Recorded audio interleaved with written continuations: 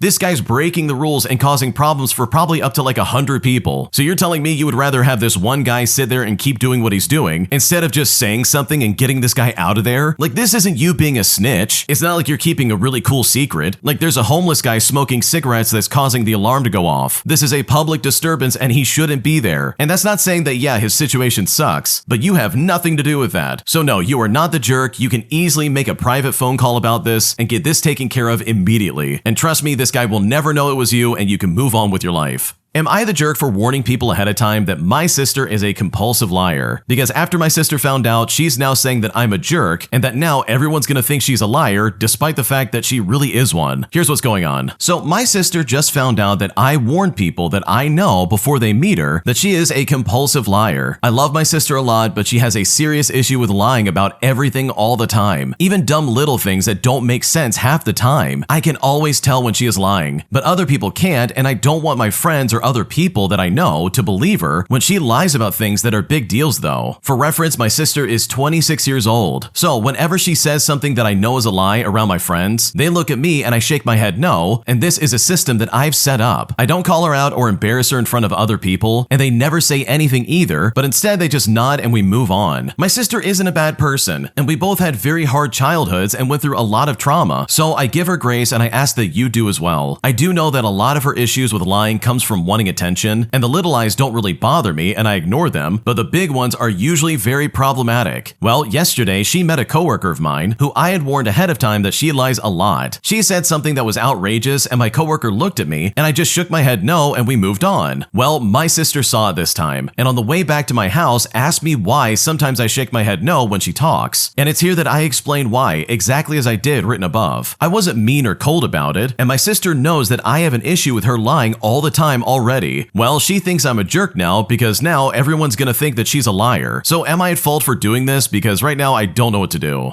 Okay, in my opinion, I don't think you're the jerk, although I can see why someone might think you're in the wrong, because seriously, your sister is lying about all kinds of stuff apparently, and I'm kind of getting the vibe that she's lying about everything, and that would probably include the original poster, which would then prompt them to be like, hey, my sister is full of crap, don't believe anything she says. Which, I mean, I would probably do the same thing if I had a family member who did that. Like, that would be obnoxious to try and manage. Always having people have different perceptions of you or your life, or even some false version of her life that she's trying to like portray to the outside public. Like, that sounds obnoxious, and I would absolutely warn people ahead of time. But I will say, her being 26 years old and still doing stuff like this, like, I can understand people having bad childhoods, but dude, come on. At some point, it's no longer an excuse to be like, well, I had a hard childhood, that's why I'm a compulsive liar as an adult. Like, no, take charge of your life, man. Go to therapy. Get some help or something. Like, this is not okay. You can't live your life like this and expect people to be happy about it. And I'm not trying to trivialize this. Like, I really do feel for her. Obviously, there has been some kind of problems in her life where she feels a need to make up her life and the details of it. But there's obviously something going on where it's like, okay, you probably need to talk to somebody, because it is not normal to lie about these big, grandiose things about your life. So no, I don't think you're the jerk, and honestly, I think this might be a good wake-up call for your sister, for her to realize that, yeah, I have to tell people ahead of time that you lie all the time, because that's exactly what you do. And hopefully this can prompt some kind of change, because what you're describing, in my opinion, is very sad. Today, I need to confess that I accidentally kissed my best friend's girlfriend at a masquerade party, putting me in a situation that I seriously just don't know what to do. Here's how it all went down. Okay, to put a long story short, our friend group was having a masquerade party. I decided to go last minute, so I had no idea what anyone was wearing except for my other friend, but honestly, that doesn't really matter. I get there incredibly late and there was a lot of people there. I'm talking up a lot of people, and I haven't really ran into any of my friends yet, but I didn't really care. I'm not ashamed to say it, but I was looking to hook up. I then found one girl all glammed up with makeup, a mask, a cool dress, and gloves, basically the works. And after a couple of drinks in, I didn't realize at the time that this was my friend. We were both yelling over the music, so I didn't quite recognize her voice. But it's like, whatever, I just didn't know, and she didn't know either. Well, very late into the party, after a lot of drinks, I'm thinking I'm the best man in the world, so I go for it and I kiss her. She then pushes me away, screaming that she's married, even though she's not married, and then she runs away. It wasn't until like a week later that we were gaming together on call, and we were talking about the party itself. She then sent me some pictures of the group, and I asked her who the person in red was, and she said it was her. And when she said this, I nearly died. That's when she said some green guy kissed her and she ran away. It's at this point I half-heartedly confessed that I was the green guy, and when I said this, she was pissed at me for weeks. But thankfully, she never really told her boyfriend that it was me. And while she did confess that some guy kissed her, she never name-dropped me. And I know it wasn't on purpose that I kissed her, but I still feel horribly. Like I betrayed him in some twisted way. And what's even worse is that confessing it now would be a nightmare, because it happened so long ago and she never gave up my identity. Honestly, I've just been holding this in for so long that it's not even this horrible thing if you really think about it. But I still feel horrible and I just don't know what to do. Okay, first and foremost, I want to say that, dude, you are not the only person in the world to make some kind of dumb decision like this. For starters, you need to give yourself some grace. You didn't know it was her and you absolutely regret it later, which means that you're not a bad person. You just just made a mistake and that's it. But I swear to you, if you ever bring this up to this guy, he absolutely will rip you a new one. This is one of those things that goes down to your grave, dude. Just don't mention it. Chalk it up as life experience that you need to keep a lid on it because no one's ever going to react positively towards it. Like, your friends are not going to react positively and be like, oh, I understand, that's okay. Instead, they're most likely going to be super hostile towards you and probably treat you like garbage. And I don't know about you, but I'm not really in the business of dragging myself through the streets like I'm in Game of Thrones. But you do not need to have someone standing behind you screaming shame and ringing a bell so everyone can look. So yeah, dude, I totally understand that you feel bad, but just don't tell anyone about it. It's an innocent mistake that you're never going to do again. And I really believe that it's only going to cause problems if you bring it up in the future. Am I the jerk for being pissed off at my friend after they named their newborn child after my deceased child that I lost at 5 months being pregnant? Because right now I am very pissed off and I don't know what to do. Here's what's going on. Okay, for a bit of context, back in 2024, my husband and I were expecting our first baby, but after being pregnant for 5 months, I had to have an emergency C-section because my baby was not surviving. And you know what? I was devastated and depressed after this. I'm still grieving my loss and I have a hard time being around babies and even just attending baby showers. Well, after being 2 months postpartum, my husband's cousin's girlfriend asked me if we could talk because she went through a miscarriage at 6 weeks and she wanted someone to talk to about her grief. Now, I was not in any shape or form to discuss the topic of pregnancy, and I did tell her I am just not the right person to be asking because I'm not in the best shape to talk about it. She then begged me because she needed mental help, so I gave in and I talked to her. But in my head, I'm angry because she was practically comparing how we both had similar experiences. She was also well aware of what we named our daughter too, by the way. We had chosen the name after myself and my husband. It was a combination of our own names. I mean, it was perfect. Her and I made Day of the Dead altars for our babies last year. We bonded, we got closer eventually, and then in January of 2025, she tells me that she's pregnant and can't wait. And mind you, I'm still grieving, but you know what? I'm happy for her. Later on, she finds out that she's having a baby girl. And then this August in 2025, she's told that she's having medical complications and will have to deliver sooner than expected. Her sister-in-law and I are planning a surprise brunch for her and also plan to set up a baby corner and clean her house. I then go over one day to take her fresh juice and this beautiful arrangement of flowers that I had ordered for her. She then goes into labor 2 days after I saw her, and eventually I go to the hospital, but I don't go into the room because seriously, I'm still grieving, but I want her to know that I'm there as well. 2 weeks pass by and my husband and I go to the friend's house to see the new baby. We take her homemade food and I had ordered a bunch of things for her and her baby on Amazon that were going to be coming afterwards because she couldn't have a baby shower. So with all that in mind, we're sitting there and we're talking, and I finally ask her, what did you name your baby? She then says that she's gonna name her child after her great-grandma's names. And it's here that she laughs and her baby daddy also laughs as well, as he keeps saying, yeah, that's gonna be her name. Well, 3 weeks later, I'm doing her mother-in-law's hair, and I ask her about the baby, and I said to the mother-in-law that I think it's great that she's naming her kid after like family members. Well, she just laughed and said, no, they're not naming her that, which is right when my mother-in-law told me that they're using the name that my baby was gonna be named after. When I heard this, I freaked out. I said, that is the name of my baby. And when I heard this, as you can probably imagine, I was very pissed off. I went to her house the next day and I asked her why she chose that name. And she says to me, oh, I forgot. And it's like, what? I had the name tattooed on my arm. I also have that name in my Instagram bio. We bonded last year. She then said to me, oh, well, I don't know who told you the name. I told only 5 people and it was supposed to be a secret. You were not supposed to know. And I was just like, oh, well, thank you so much for sparing my emotions, but screw you. Because seriously, there's no way she would have ever forgotten it. Because if she had, she wouldn't have tried so hard to keep it a secret from me. So am I the jerk for being angry at her for using my kid's name? Because I think I'm right for being pissed off, but I just don't know what to do.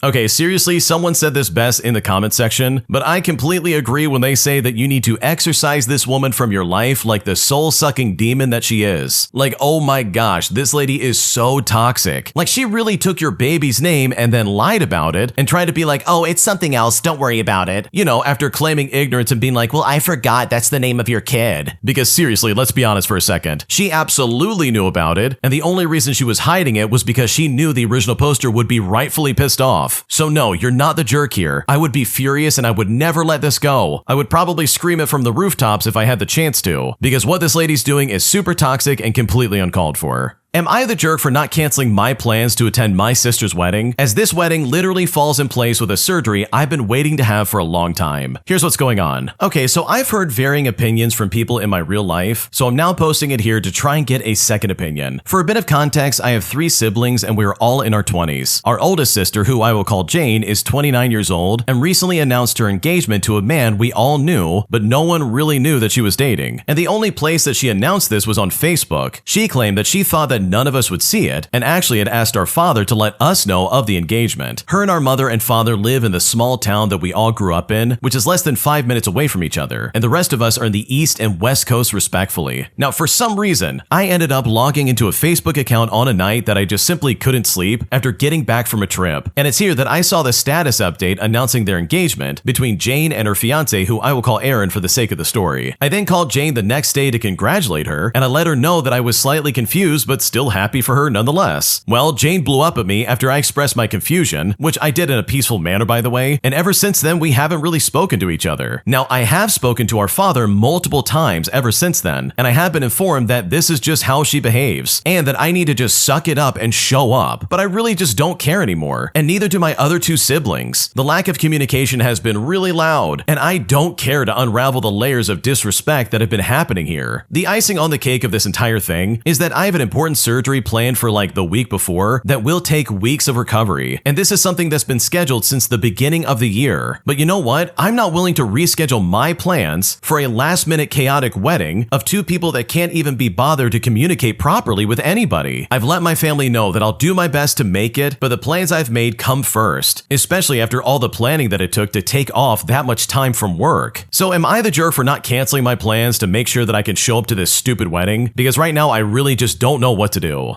Okay, dude, this is so annoying. And not from the original poster, like, don't get me wrong. They're being completely rational and they're just trying to figure out what's going on. Like, the way your sister's acting is just so dumb. Seriously, first off, if you're gonna be engaged to somebody, the least you can do is at least let family members know that, hey, we're dating, we've been dating for a while, this is my boyfriend, or whatever. Like, even at a bare minimum, you would expect that to be some kind of, like, conversation, right? Wouldn't you want this guy to meet the family and be like, hey, we're a thing, this is a thing that's going on right now? Like, I don't know, that just seems super foreign to me to not have that kind of conversation and not involve them in the family in some capacity. So that's the first red flag in my opinion, but also the fact that she's freaking out about you being like, hey, congratulations, I'm so happy that you guys are engaged, this is great. Like, who would get mad at that? Like, if I saw my sibling was suddenly engaged on Facebook, I would be like, first off, congratulations, but also, what's going on right now? I didn't know you were dating, like, what's happening? Like, you can't just post something on Facebook and be upset when you get attention for it. Like, isn't that why you posted it on Facebook itself? You're looking for attention and you don't like the attention you're getting? Like, holy crap, Jane is so backwards in my opinion. So with all that in mind and all this like background, personally, I do not think you would be the jerk if you didn't cancel your plans, especially for a surgery. Like, I don't know what it's like for other people who have had like procedures done or like some kind of surgery, but dude, those dates are like set in stone. It is not easy to reschedule that, and it really sounds like you're going to be out of commission for several weeks, which is not something that's going to be easy to recover from. So on that end, I don't think you would be the jerk at all for being like, hey, I can't make it this time. Like, physically, you're not going to be able to be there, and it's like, sorry, I can't do it. So no, if I was in your shoes, I would definitely not cancel a thing. I would tell my sister, hey, I love you, I'll send a present, but I can't be there because I'm literally having surgery, which in my opinion, especially considering the way she was acting, takes a much higher precedent over this stupid wedding.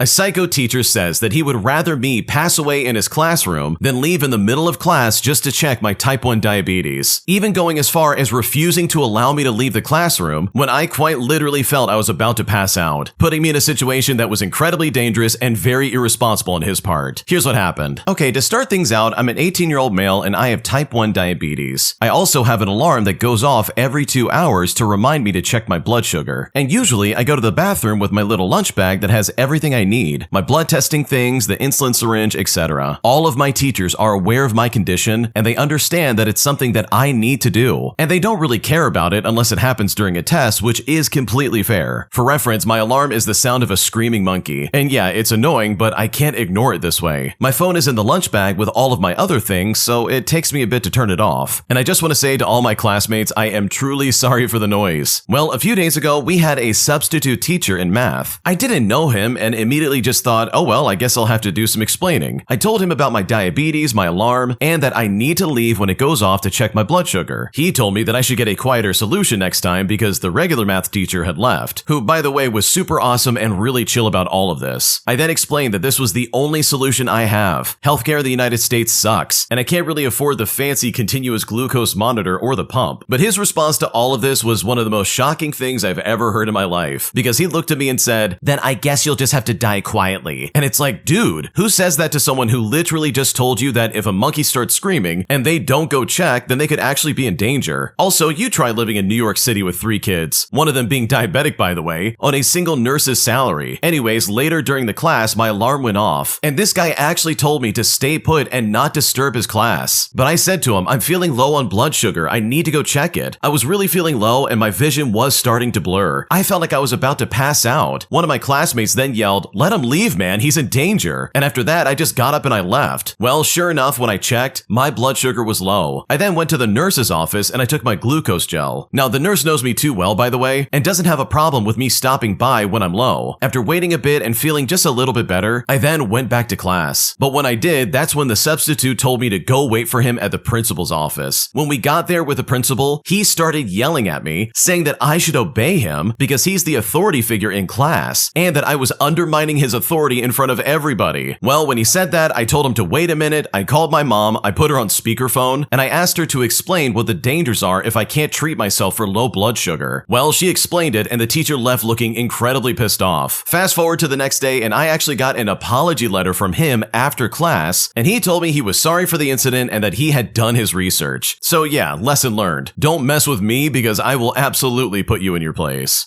Oh my gosh, I cannot imagine a substitute actually walking up and being like, oh, I guess you're just gonna have to die quietly. Like, they would rather have one of their students die in the back row than actually have them check their blood sugar. Like, holy crap, if that's really how you feel about teenagers, then you need to get into a different job, dude. I don't care how hard your life is, that's crazy to say. And yeah, the original poster and their mom and pretty much everybody else on planet Earth is 100% right about this. Type 1 diabetes is not something you want to mess around with. That's absolutely something you need to monitor and make sure you're not like on the verge of dying. Like, that's so scary. I don't deal with that. I don't have that personally, but I can only imagine how frustrating that would be. Like, truly, that is so scary in my opinion. Especially when you think about it as a teenager dealing with an adult. Like, this substitute teacher would rather you die on the back row than actually like disrupt his class. And I'm kind of convinced that the one thing he really didn't like is the monkey screaming noises. Like, that's probably what really pissed him off, because from the sounds of it, he seems like an easy target for students to mess with as a substitute teacher. Like, this guy's already miserable as it is, and now he's trying to come at you and be like, oh, you absolutely can die in the back row. Like, that's crazy. I can't imagine treating someone like that. So good for you for shutting this guy down. Like, good lord, he absolutely deserved it, because his attitude was so atrocious that I just can't think of ever justifying that. If you like Am I the Jerk, you're probably going to love Am I the Genius. Check it out, link down below in the description. Also, go to amithejerk.com/submit if you would like to submit your own stories.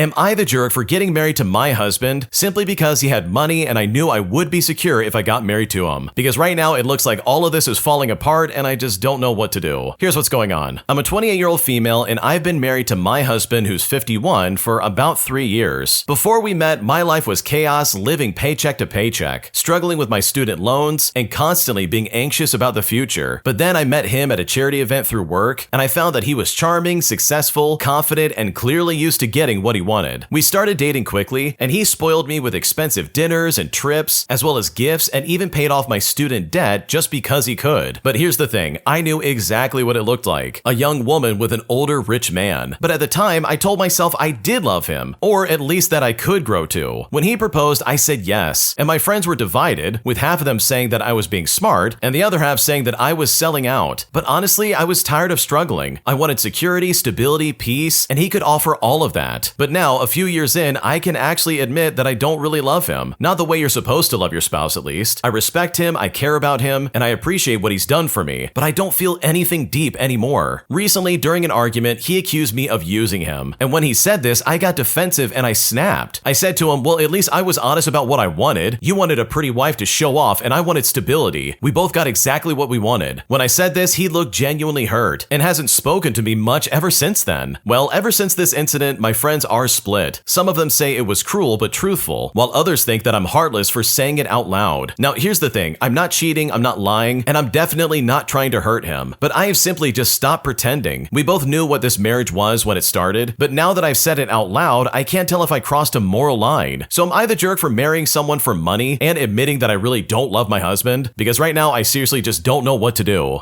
Okay, I'm gonna share my opinion here, but yeah, I do think you are the jerk. I totally understand that you wanted stability and you wanted success and you wanted to be like cared for and all that stuff. But if you really want that without any of the love that comes along with it, or any kind of like caring that you might expect from your husband or vice versa, then you really should have gone about this in a different way. Like, I'm just gonna play devil's advocate here. Like, if you really didn't like him, but you did still want to be like spoiled and have expensive dinners and have more things paid off for in your life, which by the way, I think is a terrible reason to get married to someone. That's just my take. I think marriage should be about love between the two people getting married, but that's neither here nor there. But with the path you took, the least you could do is at least play ball and try to play nice. Like, sure, you don't love him, but at least you care about him and you're trying to be nice and kind and be a good partner to him. And it sounds like you completely failed because this guy's like, wait a second, you're just using me. And on top of that, I kind of don't think this guy knew what he was getting into. Like, it really seems like he thought you were the love of his life, but now he slowly discovered and confirmed through your comments previously that no, you really did only marry him for money. And I don't know about anyone else, but I think that's horrifying and that is such a terrible reason to get married. Again, that's just my opinion. Maybe you have a different one. Please leave a comment. I would love to hear what you have to say. So yes, I do think you're the jerk here. Like, I could easily see this guy going and being like, okay, I'm just gonna get a divorce or something like that. Which, don't get me wrong, I really hope that doesn't happen. Like, I hope you guys are able to like figure things out and find some kind of like mutual ground to stand on. But honestly, it just seems like you got into this for the wrong reasons, and that is not fair for your husband or for you, because eventually that bubble's gonna pop, and it kind of looks like it already has.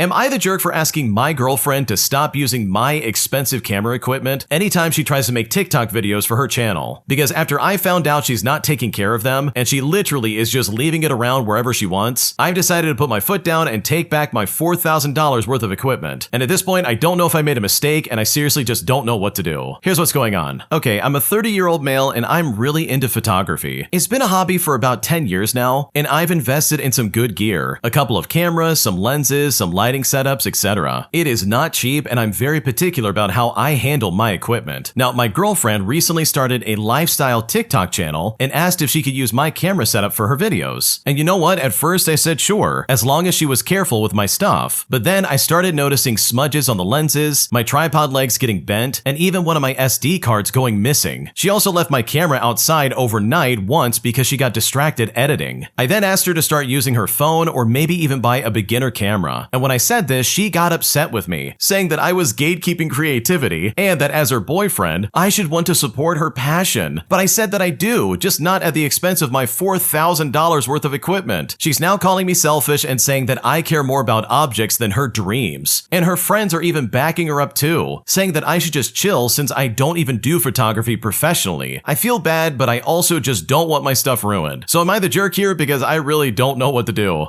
Holy crap, your girlfriend is playing around with $4,000 worth of equipment and she wants to act like you're gatekeeping creativity when she's not taking care of it? Like, dude, are you kidding me right now? It starts with tripod legs getting bent and then it leads to the camera shattering as she drops it. Like, I'm sorry, she clearly can't be trusted with equipment this expensive and really should just get a simple point and shoot camera that she can work with. Or just use her phone like everybody else. Like, what's going on? So no, you're not the jerk. Your girlfriend's being very selfish and very irresponsible. And if I was in your shoes, I would do the same thing. Am I the jerk for not lending my boyfriend nearly $2,000 just so he can pay his taxes off by next week? Because right now he's saying that I'm the one that's being selfish by not paying up, despite the fact that I've been telling him all year that he needs to save up and pay for his stuff. Here's what's going on. Okay, so my boyfriend has been asking me to let him borrow around $1,650 for the taxes that he's been needing to pay. And mind you, this is for the October 15th extended deadline. He was supposed to pay this back in March, but couldn't afford it, so he asked for an IRS extension. I've been reminding him that he needs to save money so that he can pay it off, but all he likes to do is spend. And on top of that, he is barely making the minimum wage at his job. I have let him borrow money for his rent before 4 months ago, and I have yet to see that money. And I've even been promised that he would pay it back, but he simply hasn't. Anytime we go out, I also pay a lot of the times because he lives paycheck to paycheck. I am fortunate to have a well-paying job and a fair amount in savings in my account, but it's not the point. He just never listens when it's time for him to use his money money wisely. I am very generous when it comes to money, but when he asked me again today, I told him straight up no, I'm not gonna do it. But now he's saying that I'm a mean person and that I don't care about him, and how he will end up in jail if he doesn't pay up when I've been the one helping him this entire time. I feel bad because I'm not sure what consequences he will receive, and ever since this morning, he's been acting very dry towards me. So am I the jerk for not letting him borrow money even though I have it? Because right now I don't know what to do.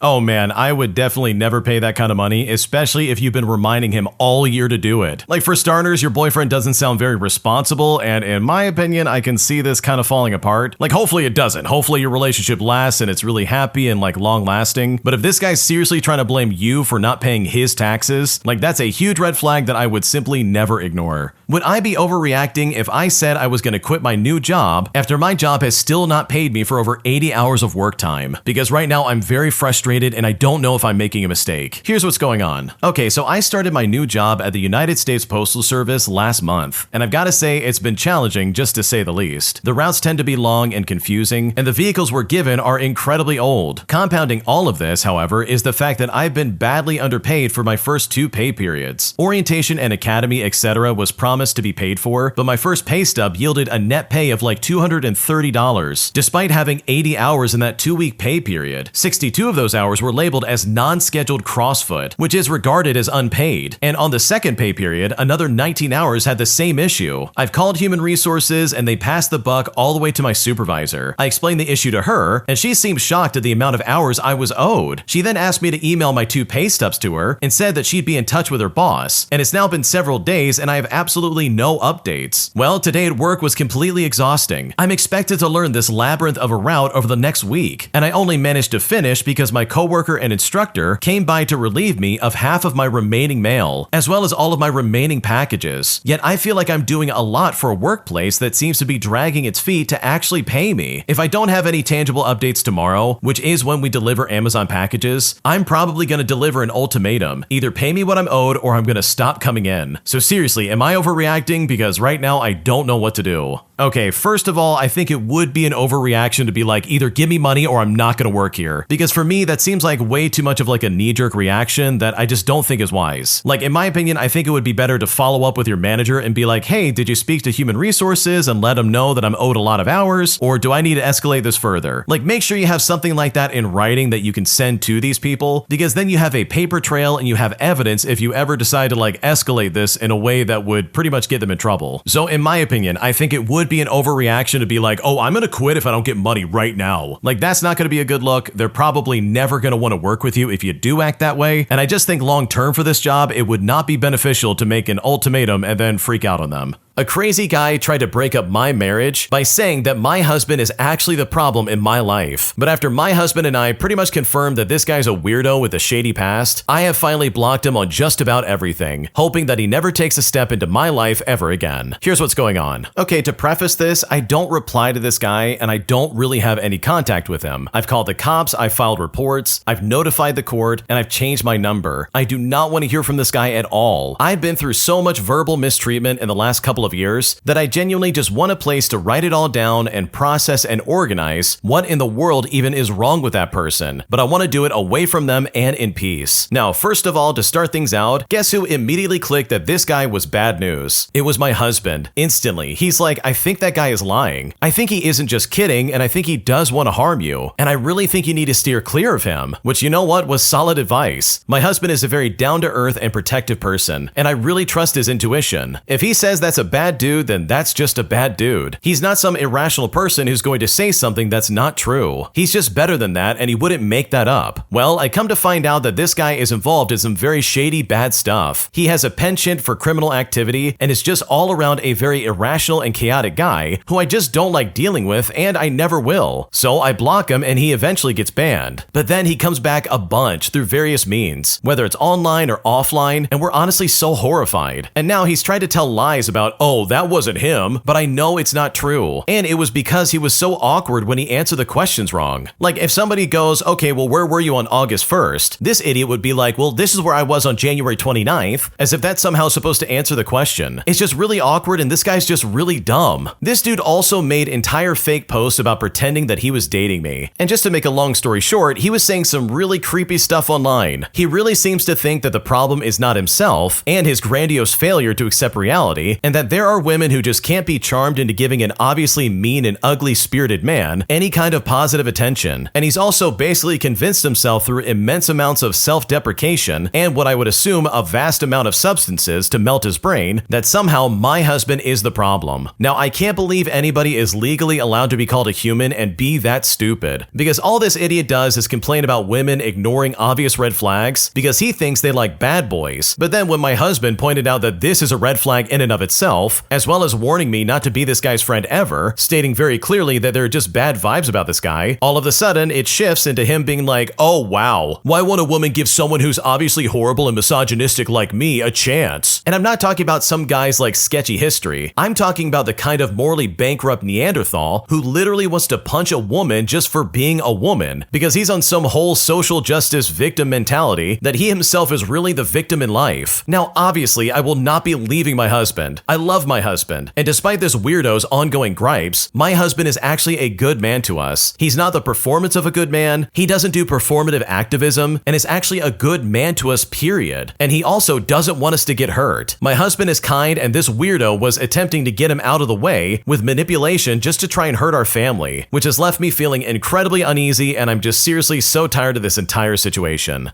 Okay, let this be a lesson to anybody who's listening that, dude, just because someone's posting and like screaming at you online does not mean you ever have to engage with them. Like, this guy sounds insane. He's trying to be like, oh, your husband's the problem and I'm the answer. He's just one big red flag. But in reality, this guy's just literally projecting. Like, your husband sounds like a decent human being. And he obviously spotted this giant red flag of a human being walking right in front of his family. Like, holy crap, what a weirdo. So hopefully he never steps back in your life. That sounds like a miserable experience. And I don't blame you for this being an upsetting experience, because this guy was obviously trying to tear your family apart, and that is not fair in the slightest. Today, my boyfriend said that I broke his trust after I told my friend about a prank that he did, because right now he's very upset and I don't know how to fix the situation. Here's what's going on. To start things out, I'm 18 years old and I'm dating this guy who's 20 years old. We've known each other for around 6 months and been dating for about 2. We're in the same college and share a friend group, so we see each other almost every single day. Things were okay until this weird situation happened, and now he's saying that I broke his trust, and I don't know if I actually did something terrible or if he's just blowing this way out of proportion. So here's how it all went down. A while back, he decided to prank one of his close friends, and his prank was pretending that he wasn't serious about me, like saying stuff such as, oh, I only see her as a friend, I'm just playing around, basically making it sound like I was just a joke to him. Later on, he told me about the prank and asked if he could use my name in it, like saying I told him to do it just to see my friend's reaction. Because he said he had already pranked her and made her mad before, so he said that she wouldn't trust him again, so he wanted to use my name to try and get around that. Now, I've got to be honest, I didn't really think too much about it, and I was pretty much okay with it. He then specifically asked me not to tell my friend that he was behind the prank, and I agreed. But the next day, I kind of slipped up. My friend mentioned the prank and I was anxious and I wasn't feeling good, so I just blurted out that it was actually his idea and that he only used my name. And you know what? My friend didn't really care and was completely chill about it. Later, I told him that I told her because I didn't want to hide it. And at first he didn't react much, but a few days later, he texted me saying that he was really hurt that I broke his trust. He said things like, I don't think I can even trust you for a while. If it were any other girl, she would have been down for it. You proved that girls always spread everything. You were the only person I thought I didn't have to think twice about. He then said that if I was any other girl, she would have been blocked already. He also said that he always thought 99% of girls share things, but that I was the one person he thought he could trust from his heart, not from his brain. And now, according to him, I proved him wrong. I mentioned that I suddenly feel this distance between us, and he said, well, that's what happens when trust is lost. And so I asked him what I could do to try and fix it, and he just said that trust just comes back naturally, if at all in the first place. I then asked him if he still wanted to be with me, and he said yes. I also asked for reassurance and kind of a guarantee or something, but he said that he doesn't know himself. Now, here's the thing, I apologize a lot. I told him I didn't mean to hurt him, that I just slipped up, and that I will be careful next time. But he also said things like, well, now you're gonna have to think before you speak, because apparently I proved that I can't keep things between us. I said that I don't want a relationship where we can't be open with each other and not tell tell things. So he said that he can be that for me, but I can't be that for him for a while. And when he said that, I cried. I over-explained and I told him everyone deserves a second chance. And finally, he said the following: "Fine, I'll give you this one chance, this last one." And I even reassured him about it, that it's just not gonna happen again. But it made me feel like weird or something like that. I get that I shouldn't have told my friends, but like, did I really break his trust that badly? Or is this an overreaction and a red flag, because I really don't know what to do?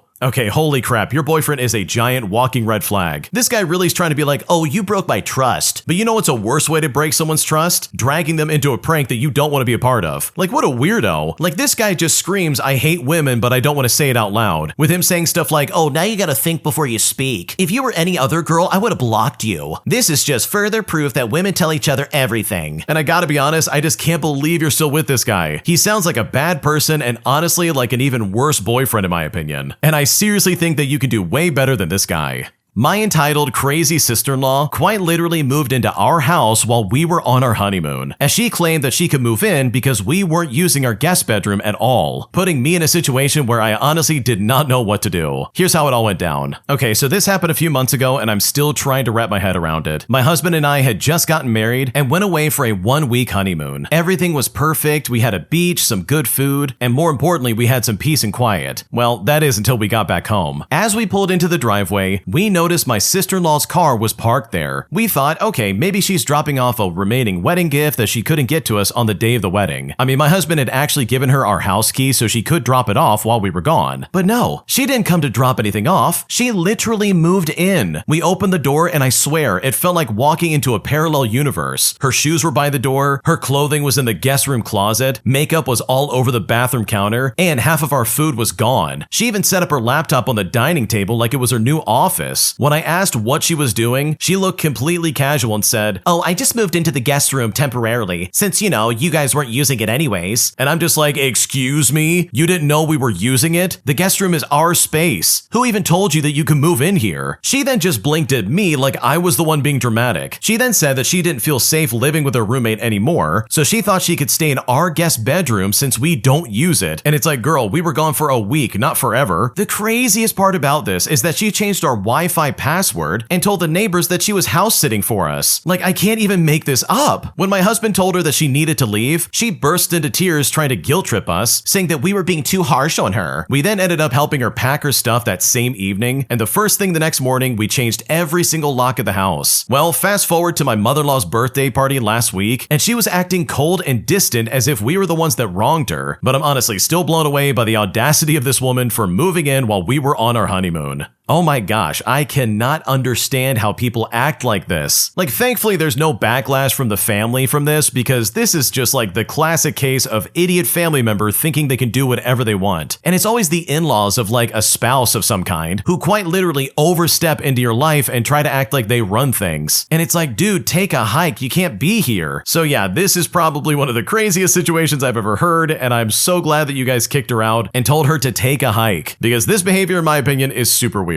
If you like Am I the Jerk, you're probably going to love Am I the Genius. Check it out, link down below in the description. Also, go to amithejerk.com/submit if you would like to submit your own stories. My ex cheated, lied, and got engaged 3 weeks after our breakup, and I'm now trying to understand why someone would do that to me, because right now I don't know what to do. Here's how it all went down. To start things out, I'm a 25-year-old female and I was with my ex-boyfriend for over 4 years. We met during the pandemic and built what I thought was a deep, committed relationship. He told me that I was his soulmate, that he wanted to marry me, and we even talked about our future together. I introduced him to my parents, which was a huge deal culturally for me, and I had a lot of fights with them, trying to fight for my relationship with him and for their acceptance. Throughout our relationship, there was always an issue with his girl best friend. They were emotionally close in a way that made me uncomfortable for years. They texted constantly, shared personal things, and had an intimacy that blurred lines. Whenever I expressed discomfort, he would reassure me that it was platonic, or promise to create boundaries, but he never really did. Last December, 2 months before our 4-year anniversary, something happened that broke my trust completely. He got drunk at his work Christmas party and confessed that he had done something inappropriate. Apparently, he had texted his girl best friend saying I love you and I want to be with you while he was drunk. He said that he didn't remember much and that he didn't have feelings for her, and that all of this was a complete mistake. And when I heard this, I was devastated. But he begged for forgiveness and said he would do anything to fix it. He told me he would cut her off completely, and I decided to give him one last chance. From January to April, things seemed to be getting better slowly. He was attentive, saying all the right things, and trying to rebuild what we lost. But in April, while I was back home for 3 weeks for a family emergency, and a week before coming back to the United Kingdom, he ended things with me over a phone call. He was vague about the reasons why he wanted to break up, but I accepted it and I agreed to break up with him. Well, the day after he broke up with me, he called asking if we could try couples therapy and see if we could work things out, and I was really confused but kinda hopeful. But then he went completely silent and I heard nothing. 2 months after the breakup, I hear from mutual friends that he had actually cheated on me again in April when I was away for those 3 weeks. But this time with his coworker, who's someone he directly manages at work. This coworker has also in the past hooked up with his brother earlier this year. I found out later through mutual friends that they had slept together while I was gone, and that he started seeing her immediately afterwards. Within 3 weeks of ending things with me, he got engaged to the girl that he cheated on me with. And this was the same man who used to tell me that I was the love of his life, who cried at the thought of losing me, who said he wanted to build a life with me. But after all that, he ended up getting married to her back in August. It's been 6 months now and I've healed a lot, and I don't want anything to do with that man anymore, but I'm curious and I'm trying to make sense of his behavior. How do you go from calling someone your soulmate and begging for another chance to then getting engaged to someone new in just 3 weeks? Was our entire relationship a lie? Was he just emotionally weak, avoidant, guilty? Or is this a sign of something deeper like narcissism or emotional immaturity? Was he a total sociopath? Can someone who has done anything similar please reply and give me any kind of insight? Like, will he ever regret this, and does he think about me at all? I'm not looking for closure from him. I just want to understand what kind of mindset drives someone to betray, lie, and move on so fast, especially after years of shared love and plans for a future. Okay, someone in the comments said exactly what I was thinking, and I just want to repeat that. This guy is shallow and he's a piece of garbage. He would much rather throw your relationship away than actually follow through with it, and would rather cheat on you than actually build a relationship. Like, if you think for a second his new marriage is going to work out, you're insane. Because I really do believe that once a cheater, always a cheater. And if he cheated on you after that long of being together, then you can bet he'll probably do the same thing to this new lady. And that is definitely not fair at all. So I think the biggest takeaway I would have is that, yeah, this guy's a piece of garbage and he's getting exactly what he deserves. Because this lady was a willing accomplice. And I'm not convinced that this relationship is gonna last, because these people do not sound like good people in the slightest. Am I overreacting after I found out that my entire family ate my birthday cake without my permission and before I could even have a slice of my own? Because at this point, I'm still incredibly upset and I don't know if I'm in the wrong. Here's what's going on. Okay, to start things out, last night my entire extended family was over for a family reunion, and my mom brought a cake to celebrate my birthday along with the reunion since it's all kind of close by. My cake wasn't the only dessert there. There were 2 other cakes specifically for the reunion itself, and there were cookies and a bunch of other stuff people could have had. It was a large cake and everyone who wanted one had a slice, and maybe about half of it was left, and I really was okay with them having some as well. My mom then says in front of everyone, "I'll save this for your actual birthday so you can bring it to your girlfriend's house." Well, I wake up this morning and the entire cake has been eaten. Not just by my drunk uncles who my dad allowed to eat while I was asleep, but also by my little brother, who by the way I've had several talks with about not eating my food, who decided to have the last slice left this morning. Like, that slice was gonna be my breakfast. I was going to bring that to my girlfriend's house for my actual birthday. Well, when I saw this, I immediately got upset, and I asked my mom why anyone was allowed to eat it. My mom then got mad at me for being upset because she said she would just buy me a single-serve cake from the same place, but in my opinion, that doesn't change the fact that it happened. I didn't want a single-serve cake because it just felt soured now, especially due to my actual birthday cake being eaten. I left the house sobbing because I felt like nobody in my family actually cared about me. Now, part of me feels like that wasn't that big of a deal, and I should not have gotten so upset about it, but the other part of me is still angry and feels very disrespected. So did I overreact here? Because right now I'm not sure what to do.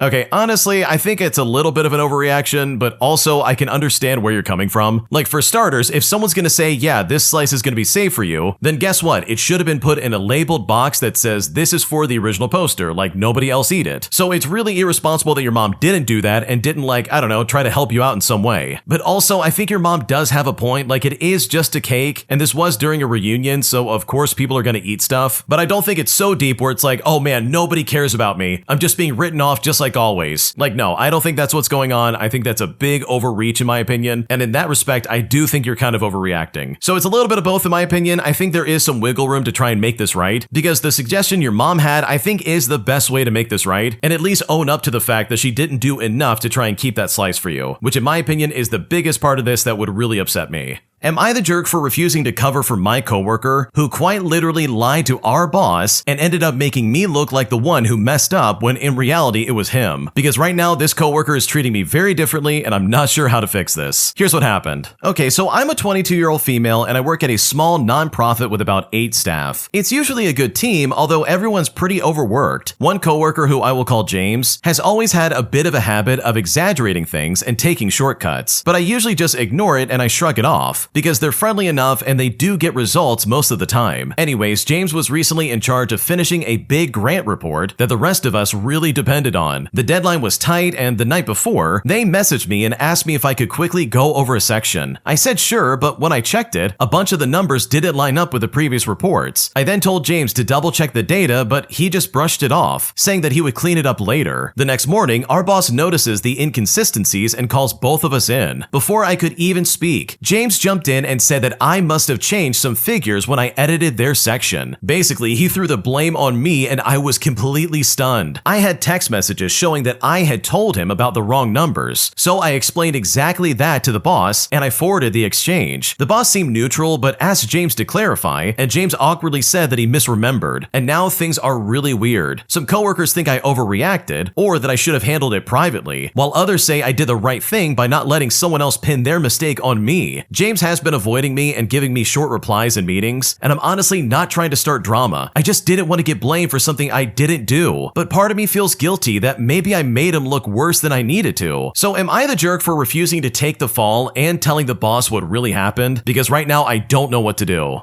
Oh no, you're not the jerk here. If someone has the audacity to try and make up some crap about me in public, then you have every right to shut that down in public. Like at that point, any semblance of privacy goes right out the window. Because if you're gonna lie about me in public, I will happily correct you in public as well. And I love the fact that James has no idea what he's doing. Like, I'm convinced. And the only reason he had you look at this report was because he wanted someone that he could use as a scapegoat. He wanted to drag you down with him because he knew he was screwed. And if you didn't say anything, this could have blown up in your face entirely.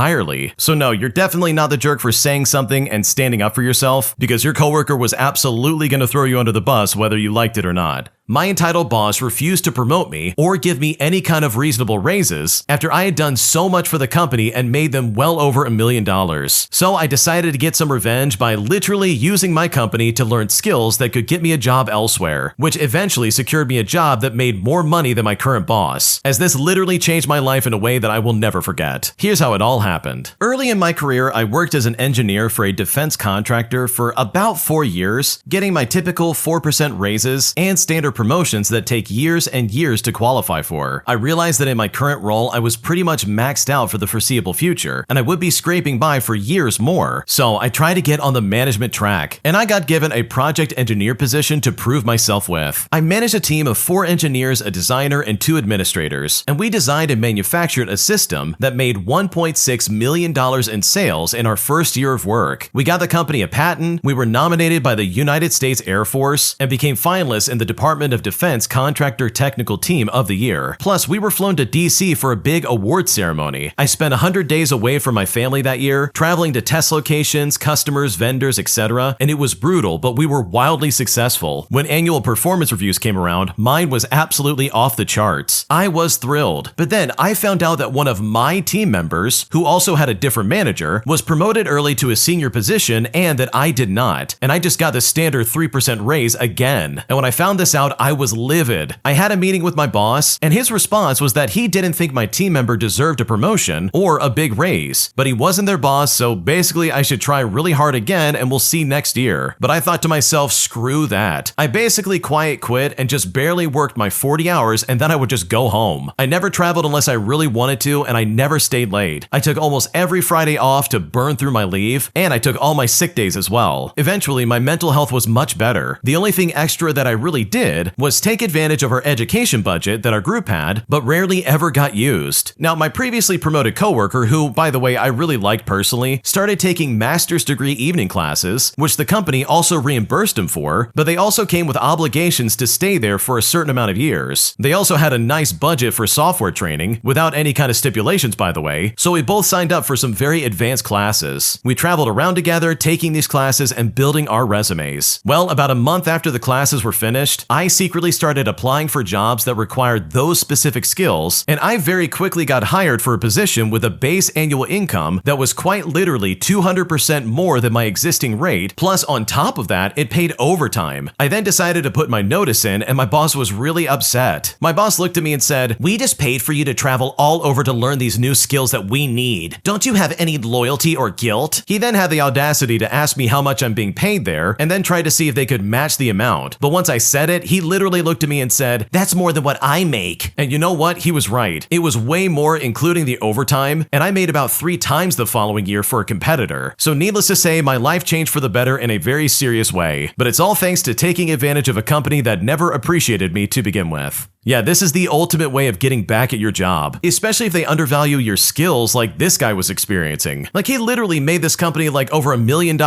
He did all this stuff, he got awards, he was flown into Washington, D.C. for crying out loud, and these people still said, "I'm sorry, but you're not really meant for senior management. Sorry about that, I guess it's not gonna happen." Like, what more could he have possibly have done to try and prove himself? Like, seriously, this is so stupid. So good for the original poster for getting revenge and getting a crazy increase in pay, because you absolutely deserve it after these people definitely took you for granted. Am I the jerk for refusing to lie to the police for my husband by claiming that I was the one that caused an accident and not him? Because after I refused, my husband freaked out on me, saying that I sold him out and that I betrayed his trust. And at this point, I'm honestly really hurt by this and I don't know what to do. Here's what's going on. Okay, so I'm a 30-year-old female and I've been married to my husband for 3 years. He's a good person most of the time, but he can be impulsive and has a habit of acting before thinking things through. Last weekend, he borrowed my car to run a quick errand. A few hours later, I got a call that he'd been in a minor accident. Thankfully, no one was seriously hurt, but my front bumper was destroyed, and the other driver's car had noticeable damage. When I got to the scene, the police were already there. It was here that my husband pulled me aside and whispered that he didn't have his driver's license on him because it had been suspended for unpaid tickets. He then begged me to tell the officers that I was the one who was driving. But I said back to him, absolutely not, I wasn't even there, and lying to the police could get me in serious trouble. He then looked panicked and said it would ruin everything for him if he got another strike. But I told him that he should have thought of that before driving on a suspended license. When I refused, he glared at me and muttered, "Unbelievable. You can't even have my back." The officer then asked who had been driving, and I told them the truth that it was my husband. He was then cited for driving with a suspended license and causing an accident. Well, ever since then, he's been furious. He says that I betrayed him and that a real partner would have protected him. In fact, his mother even called me saying that I should have just said it was me since nobody got hurt. But I really don't see how lying to the police and risking my own record was the right thing to do here. But now the whole family's acting like I sold him out, and at this point, I'm not sure if I'm the jerk, and I really just don't know what to do. Okay, your family is crazy if they think this is somehow like your responsibility. First of all, what is your husband doing driving around, dude? Like, this is not okay. He's already not paying like tickets, but now he's driving around and getting in accidents. Like, dude, you should not be behind the wheel. But I can tell you straight up, if my partner was like, "Hey, could you lie to the police for me?" I think I would lose my mind. I'd be like, what are you talking about? Why would I risk going to jail just to lie to the police and be like, "Oh yeah, it was me driving, don't worry about it. My husband had nothing to do with it. It was me in the driver's seat." Like, that is so unbelievably stupid. Like, you've got to be kidding me right now. And it's also insane that he's trying to be like, "Wow, you sold me out. Being my partner means that you have to lie to the police. Come on." And I'm just kind of stunned, to be completely honest. Like, this is so stupid, it's not even funny. So no, you are definitely not the jerk. Your husband is a moron for trying to get you to do that, and the fact that anybody in the family would be upset about this is crazy in my opinion. Am I the jerk for not wanting my in-laws to stay with us more than once a month? Because as it is right now, they're over at my house way too much, and at this point, I simply can't take it any longer. Here's what's going on. Okay, to start things out, I live in a suburb of a large city. My in-laws live about 3.5 hours south in a small city, and they come up often for doctor's appointments, shopping, or just to play around. Sometimes there's a month between visits, but sometimes it's literally every single weekend. Now, I love my husband and my in-laws, in-laws, but I hate feeling like our home is a hotel. Now mind you, they can afford a hotel but prefer to stay with us. My mother-in-law loves to cook, and I used to feel pressure to cook big meals so I wouldn't look lazy. But now I just tell my husband to suggest takeout because I'm just tired of hosting. I also compulsively clean before they come, which drives me crazy. Our house is nearly 5,000 square feet, and I deep clean everything, baseboards included, because I can't stand the thought of them seeing dirt. It is self-imposed and ironic since their house isn't spotless, but I just can't let it go. My husband helps, but he rushes, and I feel bad complaining since at least he's helping me in the first place. This constant open door policy has become a major sore spot in our marriage. Having my mother-in-law, my father-in-law, and 2 sister-in-laws stay so often makes me feel like it's not even my home anymore. For context, my parents live 20 minutes away and they visit often, but they do not stay overnight. They come for a few hours, they bring food, they help clean up, and even help with house projects. My in-laws, on the other hand, just drop their plates in the sink after dinner to help out. My husband does help me clean after dinner, but I always feel like the rude one for taking him away from them. He says I should be as welcoming to his family as he is to mine, but it's just not the same. My parents visit, they help, and then they leave, whereas his family stays entire weekends and adds to my workload. As a stay-at-home mom, I feel like the meals and house reflect on me, so it's extra stressful, but he insists that they don't care, but he's also their golden boy. They'd never judge him, just me. To make things worse, one sister-in-law is living with us for 5 months while she's in school. Now, I agreed to this just to be kind, even though I am a bit of an introvert, but I'm terrified the visits will become even more frequent, and my husband just can't say no. The biggest issue is that my mother-in-law can't even take a hint. Even when we're clearly burned out, or when my husband tries to subtly dodge another visit, she keeps asking until he gives in. He doesn't really want them here that often either, but he's scared of offending her. She gets her feelings hurt very easily, and instead of setting boundaries, he says yes and then leaves me to deal with the fallout. So seriously, what's the right move here? Should I ask him to limit their stay and risk offending them? I mean, he's hesitant and it's becoming a major source of tension. I think that once a month overnight visits are perfectly fair, but he says that he can't tell them that. What should I do?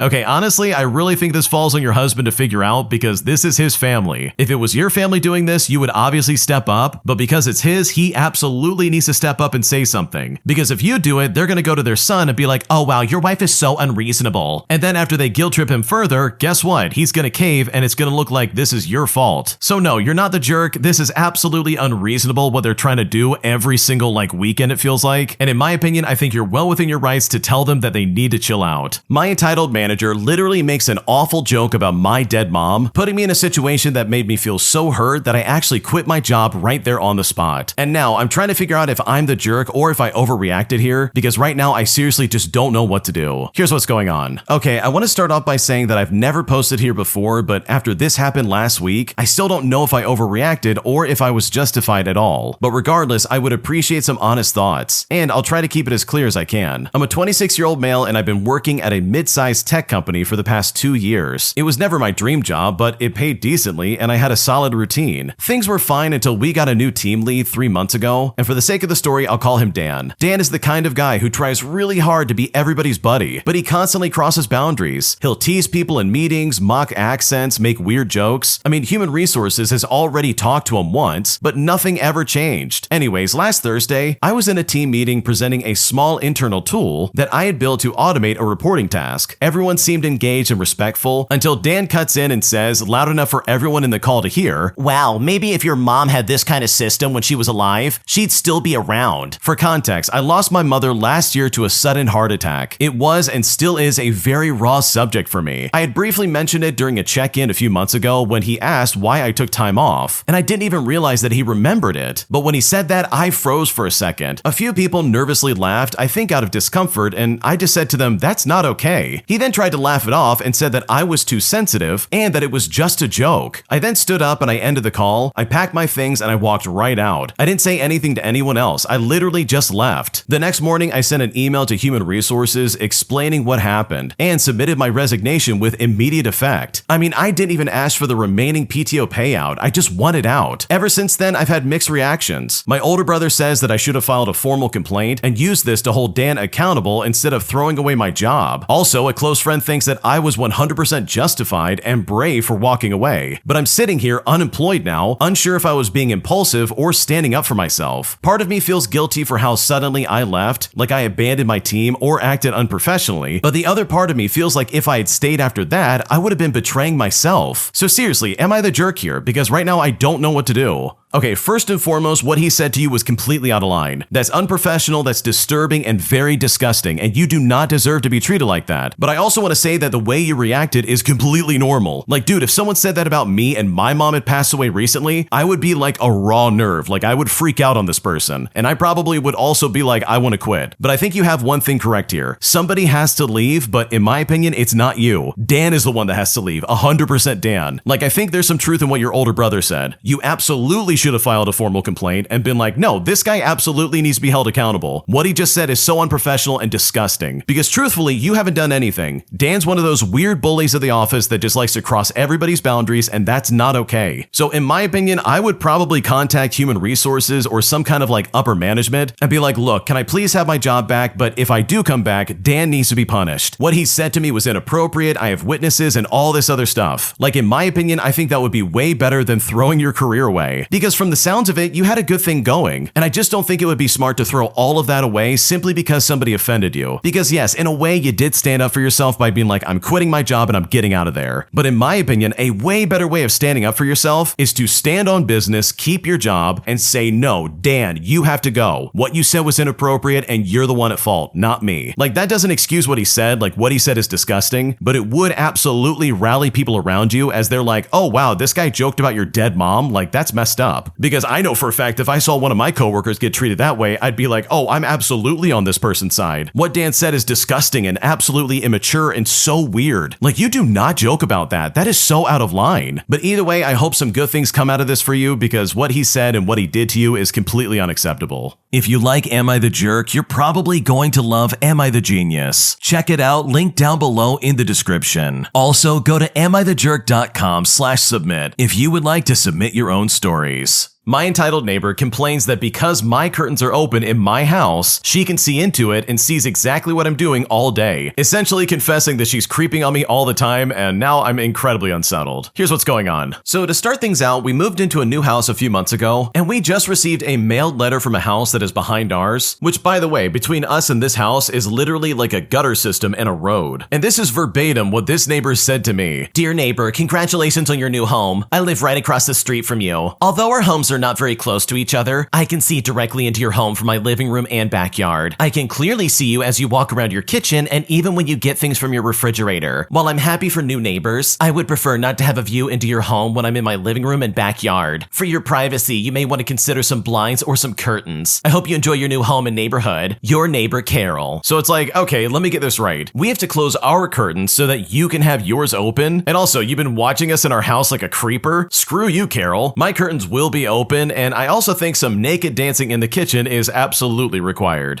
Oh my gosh, talk about like showing your hand without realizing it. Your neighbor basically confessed to being a peeping Tom. Like, what's going on, dude? Like, why is she sitting there staring and being like, oh my god, people live in that house? Look at them living and doing things. How dare they? They should close those curtains. I don't want to look at this. By the way, I'm gonna keep looking. Like, I don't know about you, but this is like the dumbest letter you could possibly send because it just doesn't make any sense. So yeah, your new neighbor is not a winner, and hopefully nothing else comes of this because that lady sounds insane. My entitled neighbor literally damages my car with her tree. But right when I'm trying to figure out this entire situation, she freaks out on me and somehow insists that this is my fault, putting me in the weirdest situation I've ever been in my entire life. Here's how it all went down. To start things out, I'm a 26-year-old female and I live in a townhouse. And one of my neighbors in her 40s, who we will call Mary for the sake of the story, is one of those people who always expect favors. For example, a few weeks ago during a heavy storm, a large branch from one of her trees cracked and fell across my driveway. It damaged my car bumper when I came home, and yes, this was her tree. In fact, I called her up and she agreed as much. She said that she would cover the repair, but the next day she changed her tune. She claimed the wind was unusually strong and it was not her fault, and insisted that my insurance should handle it. Then she asked me to pay her compensation for her lost potential value of the tree, as she claimed it was ornamental and worth money in the aesthetic value. At first, I was stunned. She really expects me to pay her because her tree is damaged? She says I'm responsible for cleanup afterwards, and I'm honestly flabbergasted by her sense of entitlement. I don't want to fight, but I also don't want to be exploited. good. So I've asked around, and legally the tree owner is generally responsible for damage caused by their tree to a neighbor, but she's making noise in the homeowners group saying that I'm trying to bully her, ruin her reputation, and all this other crap. Honestly, it's such a loss because this is truly an incredibly weird situation. Yeah, I don't know the laws or anything like that, but I'm pretty sure the person who owns the tree is probably responsible for crap like that. And it's also weird that she's trying to be like, my tree doesn't look as good as it used to. You need to pay me for that. The aesthetic value's gone down. Like, dude, you clearly have a weird neighbor and someone who's obviously going to cause a lot of problems for you. So to the original poster, I wish you the best of luck because this is such a weird situation. And it really is baffling why she would treat you like this because I'm right there with the original poster. This definitely sounds like her tree, which means it's her problem to deal with. My entitled coworker demands that I cover up for her mistake, but then turns around and takes credit for my hard work, putting me in a situation where I'm very pissed off and I don't know how to fix the situation. Here's what's going on. I'm a 28-year-old male and I work in a mid-sized office. There's one coworker who I will call Karen for the sake of the story, who's really charming and good at talking up her successes, but who also frequently messes up basic things. She's asked me multiple times to fix or redo her work, often because she misses deadlines or rereads instructions. About 2 weeks ago, Karen forgot to include critical data in a report sent to a client. She then came to me asking to redo her missing section last minute since she promised the client it would be done. Well, I ended up doing it and I worked overtime to incorporate everything, and I even stayed late to make this happen. But then the next meeting, she presented the report including my corrections as her own. She didn't mention my help, and several people thanked her for the excellent work. And at this point, I feel used. If I speak up, I'll sound petty or like I'm undermining teamwork, but I also want recognition and fairness. So seriously,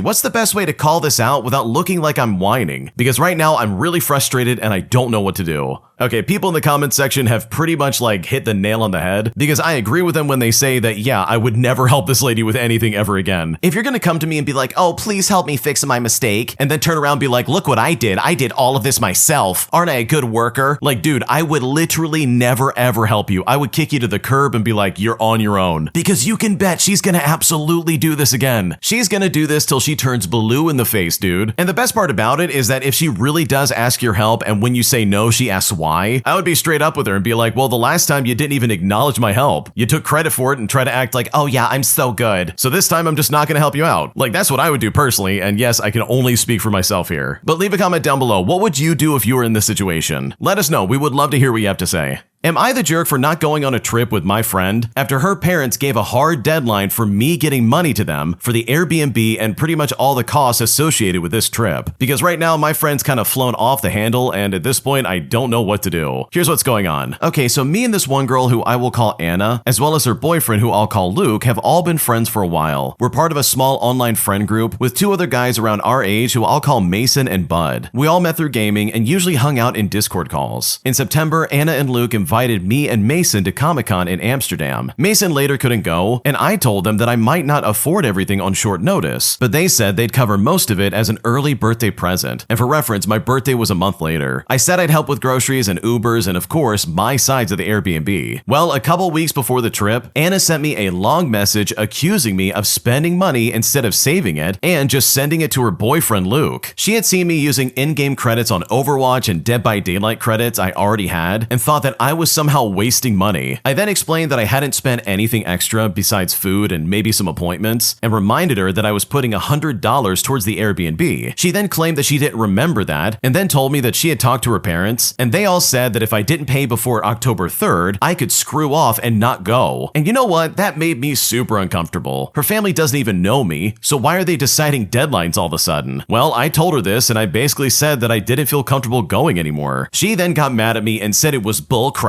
So I refunded my ticket and I told her to go have fun. Now, I really thought that was the end of it, but she then started talking about me behind my back and sending screenshots around to pretty much everybody. Later on, me and Bud decided to clear out our shared Discord server since Anna hadn't done much with it anyways. After that, Anna found me on TikTok saying that about 15 people got hacked on Discord all because of Bud's bot. She said that she handled it and told me to apologize. Now, I doubted what she was saying, but I wrote an apology anyways, and I asked her to send it around around since I didn't have those people added on Discord. Well, the next day, Bud told me that it was impossible for his bot to hack pretty much anybody. And when I confronted Anna about it, she had changed her story and said that nobody was hacked. But then Luke got a message about someone trying to log into his Instagram, which makes absolutely no sense. Then I later found out that she never even sent my apology message at all. I then told her that her behavior was toxic and that blaming her bipolar disorder and autism for everything just wasn't okay. Well, she exploded on me and called me a jerk and a ton of other names before I left the chat. Then she told Mason that she had never called me that, even though she very clearly did. She's now telling people that I turned everyone against her, and some people think that I overreacted for deleting the server or just cutting her off, but I honestly felt so drained and just done with the drama. So seriously, am I the jerk for not going on a trip after my friend's parents gave me such a weird payment deadline? Because right now I don't know what to do. Okay, I gotta be honest with you. First off, no, you're not the jerk. Let's just get that out of the way. But holy crap, you need to run from this psychopath as fast as possible. Anna is one of those weirdos who literally is a drama farming freak. All they do is cause problems even when there's nothing going on. You saying that you don't want to go on this trip because her parents are acting weird, in my opinion, was like the best thing you could have done. Like imagine being stuck in an Airbnb with this psychopath. Because if you think she's acting crazy now, oh my gosh, just wait till you get her in person. If anything, this is a blessing in disguise. You're at least seeing who this person really is before they act crazy when you have no choice but to be around them. So no, you're not the jerk, and in my opinion, just like everybody's saying in the comment section of this post, you need to run from this group as fast as possible. Because this sounds like a mess and you do not need this in your life in the slightest. My entitled aunt demanded that I give my wedding photographer her contact list just so she can get free family portraits from my wedding. And I'm honestly blown away by her entitled attitude. Here's what happened. Okay, so my aunt is the kind of person who thinks that family discount means that you'll do it for free. At my wedding, we had this amazing photographer, a small business owner who was incredibly talented. And my aunt literally wouldn't stop hovering all over her all night, asking for extra shots of her and her kids. A few days after the wedding, the photographer posted sneak peek photos on her business page, and my aunt commented publicly. She said, "Oh, I love your work. Can you send me all the family pictures you took of me and maybe book a session for my kids this weekend using the same package my niece paid for? You know, since we're family." The photographer politely replied by saying, "Hi, you can reach out for rates and booking through my site." And it's here that my aunt screenshotted this. She texted it to me and said, "Can you tell your photographer to stop being rude and just share the family photos with me?" I then told her, "You didn't pay for any photos. Why would she send you free work?" She then said to me, "Well, because it's not work, it's family." I then told her that the only thing free in my family is emotional damage, and trust me, she didn't like that one bit. Oh my gosh, I can't stand this. I've run into this in my own life, where family members take advantage of other family members simply because they have a small business. Because in my opinion, family discounts should not even be a thing. Like, my dude, I'm trying to keep the lights on. Why are you trying to sit there and be like, "Oh,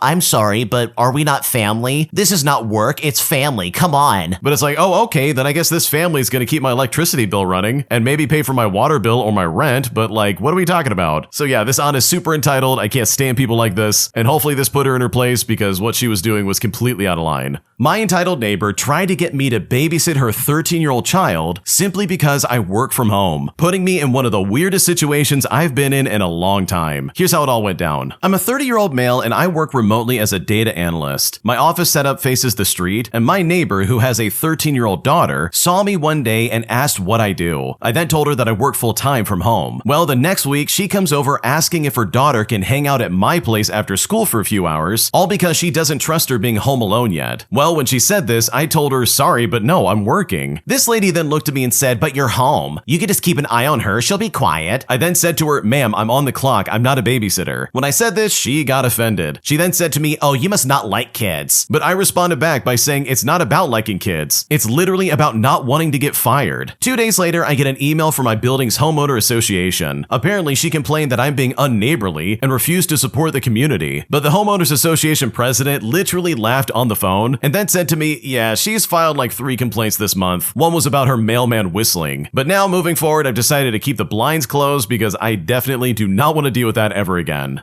Holy crap, what is going on right now? There are so many red flags in here, it's not even funny. For starters, what neighbor would go up to some random guy working from home and being like, "Hey, can you babysit my 13-year-old daughter? We don't trust her at home, so let's put her in your house instead." For me, before even announcing publicly that no, I'm not gonna watch your teenage daughter for you, because I am absolutely not gonna jump into that hornet's nest, the first thing I would be asking is like, wait, why can you not trust her at home? Like, is she like a destructive child? Is she breaking stuff? Is she stealing your wallet? Like, what's going on right now? Why can't you trust your own child? What is happening? And then I would look at her and start laughing and be like, I'm not babysitting your kid. I'm on the clock. Like, the original poster is 100% correct. Why should I have to babysit your kid? Like, seriously, that's not my responsibility. And it absolutely doesn't matter that I'm home. I literally do not want that in the back of my mind when I'm trying to get stuff done. So yeah, your neighbor's crazy, and in my opinion, I would absolutely keep my blinds open. Like, no one's gonna try and keep me from seeing the outside world as I'm working, especially when you're working from home, because that can get kind of lonely and you definitely need to see some sunlight every now and then. My entitled manager demands that as I'm working in their office building as a custodian, I throw away anything that's on the floor, resulting in one of the funniest moments of malicious compliance I've ever taken part in my entire life. Here's what I did. Okay, to start things out, I'm a custodian for an office building. I clean bathrooms, I take out the trash, I vacuum, etc. And I try to clean in the morning before the office opens. When collecting trash, I'd occasionally find some loose papers under and behind desks, beside the trash can, or otherwise on the floor. Since I'm not sure if these papers are trash that missed the can or important documents that fell on the floor by accident, I pick them up and I put them on the corner of the nearest desk for the workers to either file them or toss them. I mean, it's better to be safe than sorry, right? However, the manager did not like this habit. She came in one early morning expressing disgust that trash is being placed on people's desks. And it's important to note that obviously I never put actual trash like food wrappers or crumpled papers on the desks. I then explained my reasoning for my habit and expressed that I didn't want to risk tossing something important. Well, my manager told me that everything on the floor is trash, and the workers aren't such immature slobs to drop important documents on the floor. I then agreed and said that I would never do it again. Flash forward several weeks, and my manager came in early and expressed concerns. And this was because a filing cabinet had tipped over that day, and despite picking up the papers, they were still missing a few important documents, and she'd asked me if I'd seen any of them. And it's here that I reminded her that since everything on the floor is trash, the documents were probably thrown away. When I said this, she was irate. She said to me, "But this was an exception since a filing cabinet fell over." I then asked her how I was supposed to know that when I'm not there during the day, and I was also not informed to look out for these documents in the first place. And that's when the situation dawned in this woman's eyes that this was literally all her fault. She then stumbled through some excuses before demanding I go to the dumpster and find the papers. I told her that the office was opening in 15 minutes and I still had work to do. She then stormed off and said that she'd start looking in the dumpster. While I cleaned, I knew I'd face her again before leaving,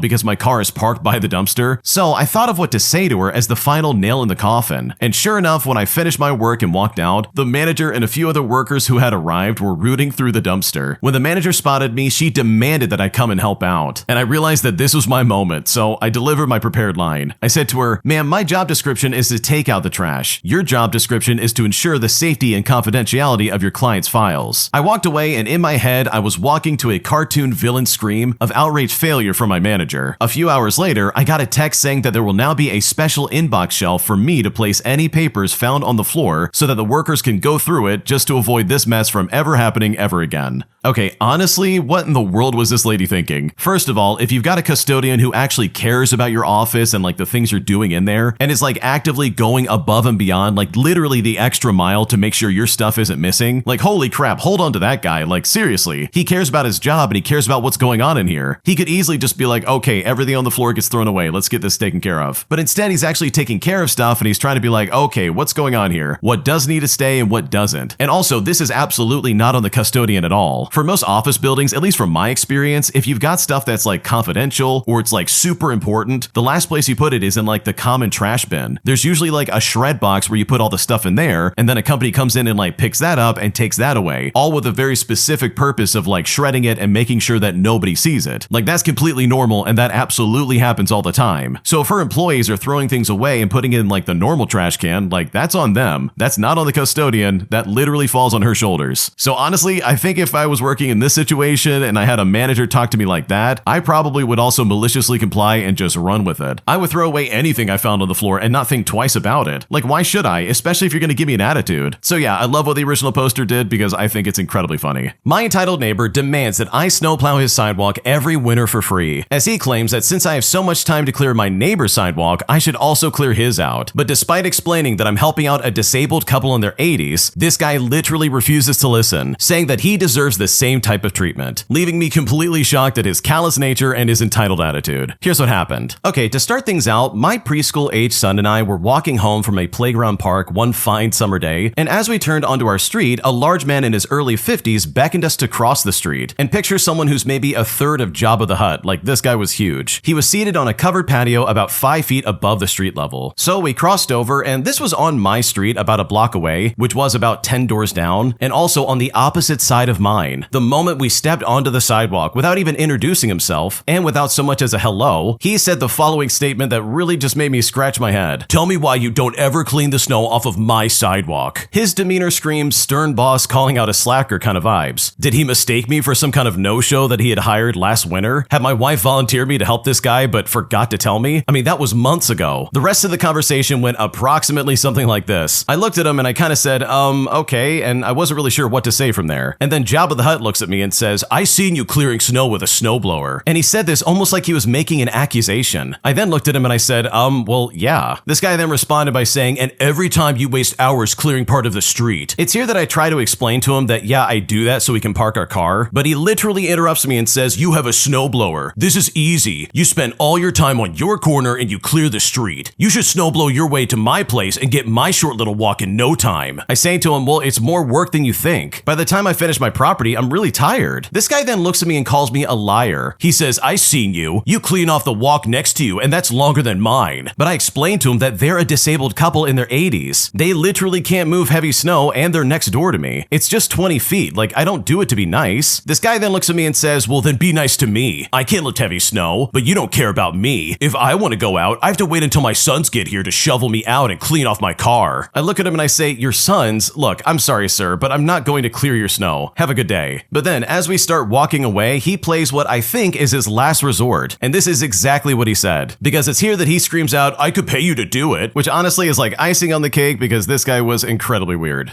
Man, I hate entitled people like this, especially when they try to double back and be like, "Well, wait, don't just do it for free. Please clean it. Like, I'll pay you to do it." And it's like, dude, if you wanted me to do that, maybe lead off with that instead of being like, "Oh, you're gonna do it. You're gonna do it because I want you to. You're already doing it for everybody else. Why can't you do it for me?" And I don't know about you, but anytime someone comes across with that kind of like aggressive attitude, it just sets my hair on fire. And I'm like, yeah, I'm not gonna help you out. I don't care how much you pay me either. Like, you would probably be a nightmare to work with. And I guarantee you this guy would be super annoying to deal with, and I would just hate having to put up with that. If you like Am I the Jerk, you're probably going to love Am I the Genius. Check it out, link down below in the description. Also, go to amithejerk.com/submit if you would like to submit your own stories. My idiot roommate burned my food after I literally put a pizza in the oven. But once I found out about this, I decided to get some petty revenge by ruining their food as well. And with all things considered, I definitely do not regret my decision. Here's how I did it. Years ago, I decided to go back to school for a career pivot. I had to keep expenses low, and so I moved into like a shared student apartment, which was in the basement of an old apartment building. Now, each of us had our own locked rooms along the hallway, but we had a shared kitchen and bathroom. And I've got to be honest, no one really socialized beyond reminders of the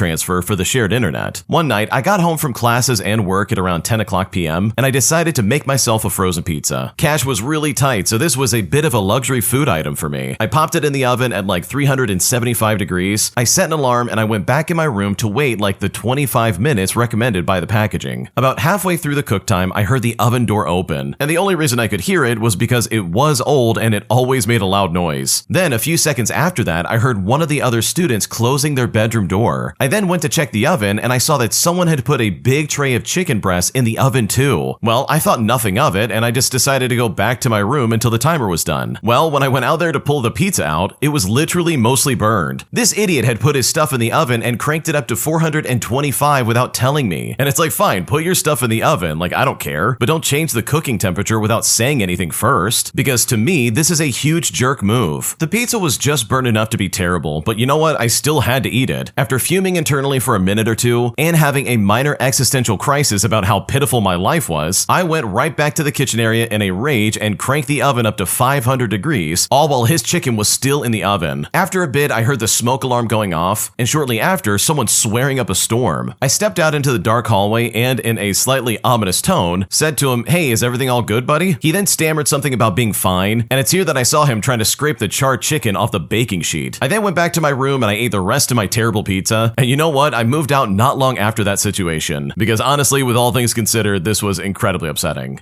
Dude, if I had a roommate who did that, I would lose my mind. There's no way I would be okay with that. So the fact that you went back out there and ruined his chicken, in my opinion, is really funny and really deserved. My grandmother expects expensive gifts all the time, even though she herself would never spend any money on any of us in the family, and it's now gotten to a point where she's criticizing everything that I spend money on, as she claims it should be given to her instead of spent on whatever I'm doing. And at this point, I just don't know what to do. Here's what's going on. Okay, I want to start off by saying that this is sort of an odd situation. My grandmother has always expected very expensive presents. We're talking like laptops, TVs, new iPhones, or some expensive perfume, etc., but also won't even give anyone else anything nice, and she takes back whatever she gives. For example, she bought some socks and gave me one of the pairs, which was very nice, but then she wanted them back. And when I didn't get them quick enough, which at the time I was downstairs and the socks were upstairs, she started yelling at me just like she always does. She gets angry if a present for someone else is over $25, even if she's not paying for it, and then just makes a scene. Even if we can't afford a luxury present, she will get extremely awful towards us. She'll throw stuff, she'll hit us, she'll give us the silent treatment, etc. And then on top of that, compare her presents between each of the children and grandchildren. She always splurges on herself with fancy perches and extremely expensive shoes or skincare, but then gets angry when it's tax time, or if the electric bill is due, or just makes others pay for her food. It makes everything super awkward. And if she thinks she hasn't gotten the presents that she deserves, she pretends to be sick and just sends everybody home. One time, I said I couldn't afford to purchase a huge bottle of like Evicted shampoo for her, which is something I wish I could have at the time, but then she would get so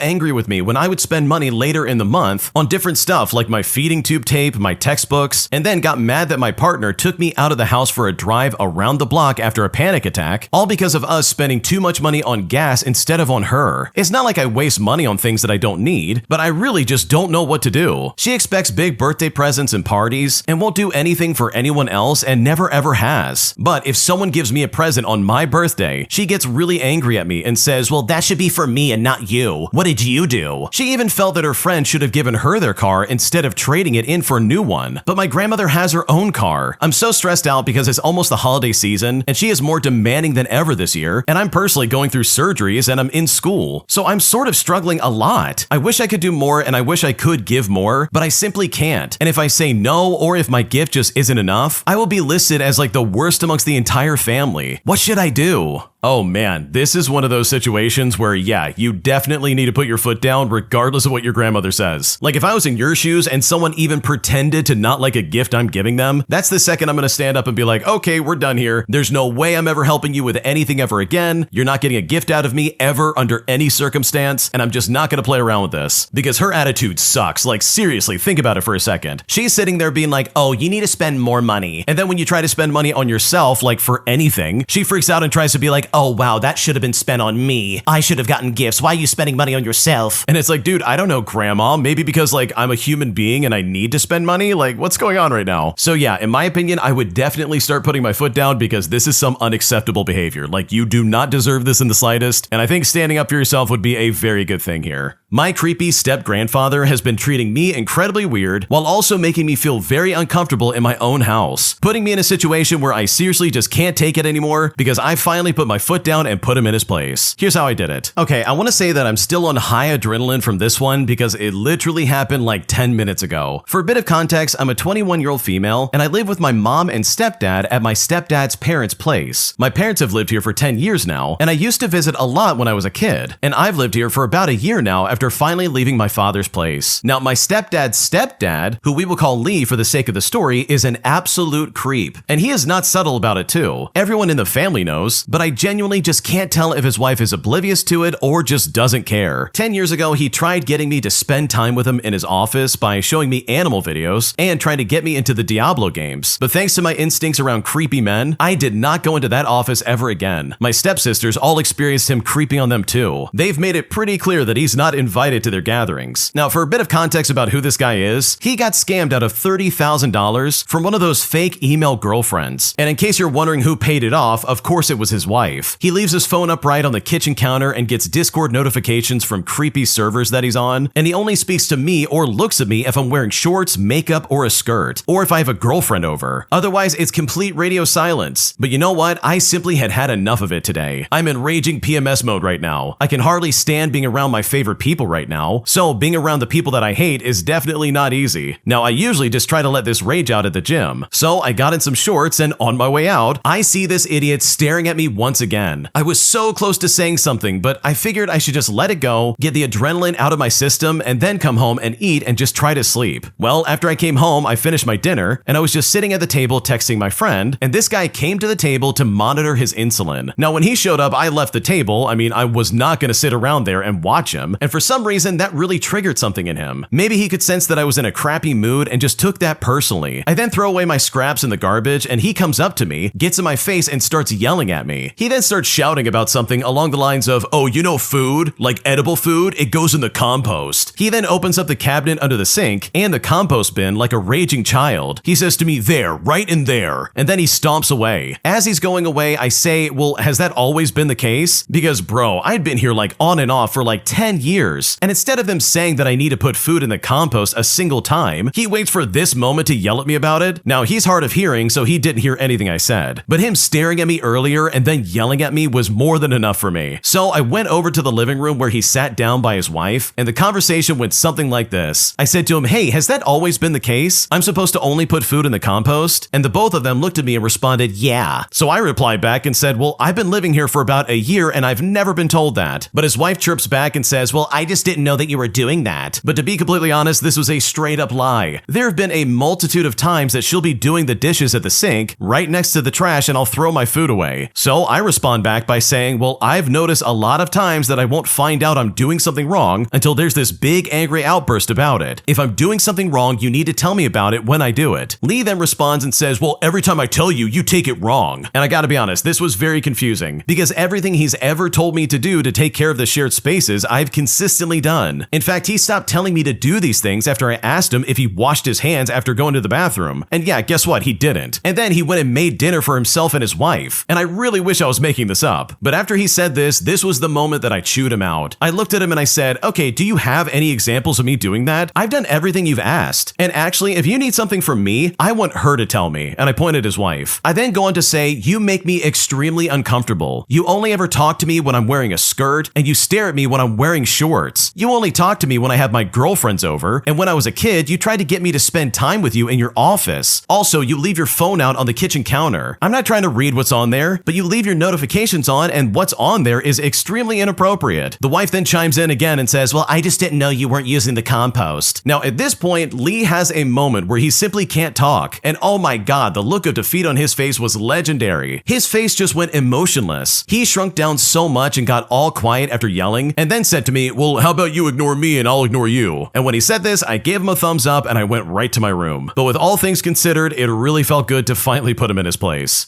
Okay, someone in the comment section said exactly what I was thinking when it came up, but seriously, the wife's immediate pivot back to the compost situation is like the ultimate example of living in denial. Like, holy crap, talk about just ignoring the obvious red flags right in front of you, lady. This guy's obviously checking out the young lady in your house, and it's like, dude, why are you letting that happen? Why not say something or put your foot down and defend her? Like, what's going on right now? This also begs the question, like, dude, you've got to get out of there. If I was living in that kind of situation, I would want to get out of there as soon as possible. There's no way I would ever want to stick that out. Like, that sounds miserable to me. Especially him checking you out when you're wearing like a skirt or shorts. Like, that is really weird. That's also like super gross. It's like, dude, this guy has no business checking people out like that. Like, that's so uncalled for. So honestly, good for the original poster for putting their foot down, because this guy needed to be put in his place, because the way he was acting was incredibly inappropriate and he deserved this. My entitled boss says that I need to document absolutely everything about my job. So I decided to maliciously comply by doing exactly that, writing him practically a novel anytime I closed out a ticket, which frustrated him to the point where he finally realized that what he was expecting us to do was incredibly stupid. Here's how it all went down. To start things out, I work in IT support for a mid-sized company. I've been there for about 4 years and I've never had any issues until we got a new manager about 6 months ago. And for the sake of the story, let's call him Derek. Derek is one of those micromanagement types who doesn't actually understand what we do, but loves to act like he invented technology. He's always asking for metrics and documentation and making us fill out these stupid forms for every little thing. A couple of weeks ago, I'm helping out one of my sales guys with a pretty standard issue. His Outlook wasn't syncing properly, and this takes me maybe like 20 minutes to fix. And then afterwards, I send Derek the usual ticket summary. Well, Derek calls me into his office the next day, and he says my documentation is insufficient and that I need to be more thorough. He literally said, I want you to document everything. Every single step. Every click. Absolutely everything. Now, I try to explain that that's going to make my tickets way longer to close, but he just cuts me off. I don't want excuses. Document everything. Do you understand me? And I just think to myself, okay, I understand. So I start doing exactly what he said. Every ticket now gets a full novel, and I mean a full one. For example, I would start off by saying, well, at 9:47 a.m., I received a ticket from Janet in Human Resources regarding a printer issue. I walked from my desk to the printer room on the second floor. I then checked the printer display and saw an error code displayed. I then Googled the error code on my phone and the results suggested a paper jam. And the details went on and on. I think you get the idea. I'm talking timestamps for literally everything. How many steps I walked, which hand I used to click the mouse. If I had to Google something, I document the exact search terms and which result I clicked. My tickets went from like 2 to 3 paragraphs to 4 to 5 pages each. In fact, I'm spending as much time documenting as actually fixing things. And my closing ticket count drops by about 40%. This goes on for about 2 weeks, but then last Friday, Derek calls a team meeting. He's all flustered, saying our department metrics are unacceptable and wants to know why ticket resolution has slowed down so much. So I very calmly pull up one of my recent tickets and I ask if he wants me to read through my documentation, and he actually says yes. So I start reading out loud every single word. About 3 minutes in, he tells me to stop and says, "This is ridiculous. Nobody needs that much detail." But it's here that I remind him in front of the entire team that he specifically told me to document everything, every single step, every single click, absolutely everything. And it was here that one of my coworkers actually had to leave the room because she was trying not to laugh. Derek then just stares at me for like 10 seconds and then says to me, "Okay, well, just use your best judgment going forward." And then he ends the meeting. I'm now thankfully back to my normal documentation. He hasn't really micromanaged me ever since then, but even considering all that, maliciously complying in this way was still completely worth it. Man, why is it always the new manager who screws everything up? The original poster's been working there for what, 4 years, and they've never had any issues until this new guy shows up and says, "Oh, I'm gonna make this a nightmare for all of you." Like seriously, let this be a lesson to anybody coming in as a manager. Just be cool, man. Don't be weird about this stuff. Like seriously, take a step back and be like, okay, I don't know the dynamics of this group. I'm just gonna go in here and try to be a good manager. I'm not gonna be a jerk. I'm not gonna put people down. I'm gonna try and listen to my team and see what the actual needs are. But this Derek guy instead was like, "Oh no, I'm gonna micromanage like crazy because this is my job. I now have a little bit of power and I'm gonna go nuts with it." So yeah, I love the fact that the original poster basically put them in their place and said, nope, you're not gonna act like that. Because this Derek guy would have gotten really under my skin. Like, I can't stand when people act like this. So the fact that you got him back in this way, in my opinion, is just so glorious and so needed. My entitled sister-in-law thinks that my kids aren't real family and completely ruined her wedding photo simply because they're not blood related. Because honestly, this entire situation is really messed up and I'm just not sure how to handle it. Here's how it all went down. For some quick background, I'm married to my wonderful husband, who I will call David for the sake of the story. He's the amazing stepdad of my 2 kids from a previous relationship, and they adore him and they call him dad. A few months ago, David's brother got married. David was a groomsman, and since it was a family affair, our kids attended the church ceremony. The reception was adults only, so we had a babysitter lined up. After the ceremony, I was walking the kids out to the car to take them to the sitter, and suddenly David comes running out, telling me to wait. The photographer was gathering everybody for the big official family portraits on the risers, and we were needed. So I brought the kids back in, and the photographer placed all of us, namely me, David, and my 2 kids, in the group photo with the entire extended family. It took maybe 5 minutes, and then I left to drop them off. But when I got to the reception, the atmosphere was icy. David's entire family was avoiding us. Finally, David cornered his sister, who is my sister-in-law, just to ask what was going on. And this is where the entitlement really kicked in. My sister-in-law informed him that she was furious at me. Now, you might be wondering why, because honestly, I haven't done anything, but apparently it's because I had allowed my children to be in the family photo. Her 2 toddlers hadn't been at the ceremony, so in her mind, my children's presence made the photo incomplete and ruined. She then dropped this gem. Besides, they aren't even blood. They shouldn't have been in a family photo to begin with. But it gets way worse because the entire family sided with her. They all agreed that I should have known better and that my kids had no place in the picture. The blame was 100% on me, even though their own brother, namely David, was one that called us over. Now, the final cherry on top was my mother-in-law actually calling the photographer the next day to specifically cancel that group portrait. She said she would rather have no photo at all than to have one with her step-grandchildren in it. Now, I was so stunned by this, so I called my sister-in-law hoping to clear the air, but she refused to even discuss the photo. Instead, she launched into a rant about all my other flaws, her biggest complaint being that David and I are too romantic because we hold hands at family events. So, because my husband wanted his beloved stepkids in one photo, my sister-in-law decided that she had the authority to dictate who is the real family, and my mother-in-law tried to erase that moment completely. The entitlement is just breathtaking, and I'm honestly just not sure what to do. Oh my gosh, these people suck so badly. And the worst part about it is, I can see this happening because I've met people like this. They see these innocent kids as like, I don't know, stains on the family, where they act like, oh, well, you're not blood related to me, so you're not gonna be in any family photos. Like, why not embrace these people as new family members and be decent human beings? Like, talk about setting up a horrible precedent for the future. Like, this is so uncalled for. So truly, I'm so sorry to the original poster and for your kids for having to deal with that, because this behavior is uncalled for and completely unacceptable. My entitled neighbor demands that I keep my dogs inside so that their cat can roam free in my backyard, saying that my dogs don't need to be outside and that their cat actually takes priority. Things got so bad that they said if I don't obey their commands, they'll call animal control on me just to get my dogs taken away, putting me in a situation that I never thought I'd ever be in my entire life. And right now, I'm honestly not sure what to do. Here's what's going on. Okay, so my next door neighbors moved in about a year ago. Both of us have front yards, with theirs being a bit bigger than mine. Both yards are fenced in, and when the weather permits, I work on my porch and my dog just kind of lays around, meaning that my dog will just sleep or play around, but never in a way that would disrupt the peace. And that's something that we've been doing ever since we came here about 4 years ago. Now, my neighbors got a cat about 6 months ago and decided that this cat would be left to come and go. But because of that, their cat has basically made it into a habit to get into the pots in my yard. I've spent a great deal of time making that yard mine and my dog's, so the pots contain plants that are dog safe. My dogs will usually stare at the cat and get near it, but they wouldn't chase the cat because they've been trained not to do that, and then the cat will automatically retreat back to their own yard. And if it's in my yard when we come out, it will run back as well. I've never chased the cat, nor do I let my dogs out to chase it or do anything like that. And trust me, that is going to be important for context. Earlier today, when I came back from our morning walk, I found a note from my neighbors demanding that I keep my dogs inside because their cat doesn't like them and likes to be in my yard. Well, I then went to see them and I told them in no uncertain terms that I would not comply to their demands, that my dogs are in their own yard and that they're not attacking or even chasing their cat. Now, you might be wondering, what was the response of these neighbors? Well, they said that I'm already taking my dogs on walks and training them 2 times a day minimum, and they said they know that I take them for hikes during the weekend as well. So in their eyes, they don't need to be out otherwise. They said that their cat is mostly outdoors and that apparently it's cruel of me to deprive it from going in my yard, especially since it likes lying down in some of my plants. When they said that, I told them to start taking care of their yard and add the plants their cat likes. But in return, I got a door slammed in my face with a threat to call animal control on me the next time their cat runs from my yard to theirs. I'm now trying to figure out what my next move is, while wondering where in the world does the entitlement potion they seem to be drinking come from, and who produces it, because this is honestly mind-blowing and I just don't know what to do. Before we go any further, I want to give an update because the original poster has a lot of things they wanted to say. Here's what's happening so far from the original poster. First of all, thank you everybody for your comments and your support. After getting through all the comments, I've decided to go with quite a few of your suggestions. For starters, I've changed the angle of one of my cameras, but also I have ordered an additional one that will be positioned to track all of the front yard. Secondly, I'll be upping my lavender, rosemary, and geranium game as well, and I'll keep on researching other plants. Also, as many people have suggested by the way, I'll sprinkle and throw catmint seed on their lawn when they're not looking and get my other neighbor to do it as well. The third thing I'm doing is that today I'm definitely getting oranges and I'm using peels as repellent. I'm definitely grabbing pine cones too on our next hike to add to the arsenal. And the fourth update is that I've rechecked the local bylaws, and there may not be any leash laws for cats, but it's actually stated that cats are to be contained on their owner's property. So I'll just give a call to animal control to start a documentation trail and ask them if they could issue a warning to the neighbors along with a kind reminder of the law. I also want to address a question and a comment that has been made a few times. People have asked, okay, well, how come your dogs don't go after the cats, but one of them will hunt birds and you're having trouble stopping that? And for a bit of reference here, that's basically like a conversation that I had in the comment section amongst like the users and the original poster. And the original poster is just kind of answering that here. They go on to say, well, my dogs have been around my friend's cats ever since they were puppies, and they were rightfully taught that cats are not prey or toys. It's okay to be around the cats and cuddle or play, but not with the mouth. It's not easy to teach, but it is feasible. Now, as for the second part, anyone who has had Huskies or Alaskans or a stubborn dog in general knows that some battles are longer to win, especially when prey drive is involved. In any case, me and the dogs are going to enjoy our yard together, knowing that I've covered all the bases, especially regarding Mr. Fluffy's home invasions, because my entitled neighbors are definitely not going to stop me.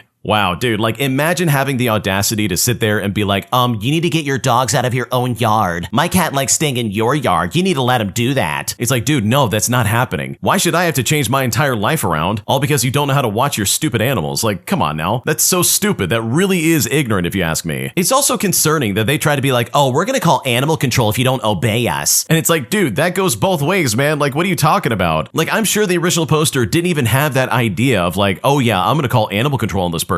If anything, they probably just wanted this resolved and over with. Like, I know I would, but if these people want to up the ante and be like, oh yeah, we're gonna do that, it's like, okay, I guess I have to look into it now. But good for the original poster. I think it's really smart they're putting cameras up and they're covering all their bases just in case anything happens, because this sounds super annoying and I would really hate having to deal with that. If you like Am I the Jerk, you're probably going to love Am I the Genius. Check it out, link down below in the description. Also, go to amithejerk.com/submit if you would like to submit your own stories. Am I the jerk for leaving my friend stranded after she showed up late for the third time in a row on our way to work? And despite the fact that my job is on the line and my boss has basically threatened to fire me if I'm late again, my friend was still late and so I just left her behind, putting me in a situation where I just seriously don't know what to do. Here's how it all went down. Okay, to start things out, I'm 23 years old and I drive a small Honda Accord, and I usually give my friend, who we will call Tina, who's 22, rides to work since we live close by and start work at around the same time. We both agreed that she helps with gas every 2 weeks and I pick her up on my way. And this worked fine for the first month without any kind of problems. But after the first month, she started running late very frequently. Every single time I text her I'm outside, and she'd take like 10 or 15 minutes to come out, sometimes even longer. I've tried being patient, but I just kept showing up late to work because of it. My boss even noticed once, which really isn't a good sign. So I decided to talk to her about it. Last Friday, I warned her that I'd only wait 5 minutes because I couldn't afford another late mark to risk my job. When I pulled up, I texted her, I'm here, and she said 1 second, but after waiting 5 minutes, I called her, but she didn't answer. I waited another minute and I called her again, but I got the same thing. Well, after waiting and trying to stay true to my word, I decided to leave. About 15 minutes later, she spammed my phone with tons of messages saying that I abandoned her and made her walk in the heat and that she missed the first part of her shift. But I told her I was sorry, but I had already warned her multiple times. But she said I should have waited because that's what friends do. She hasn't spoken to me ever since then, and one of our mutual friends said that I was kind of harsh and I could have just waited 5 extra minutes to keep the peace. But now I'm kind of wondering if I was too rigid about all of this. I know life happens, but I feel like she just didn't respect my time. So am I the jerk for leaving without her after she made me late so many times? Because right now I'm just not sure if I'm in the wrong.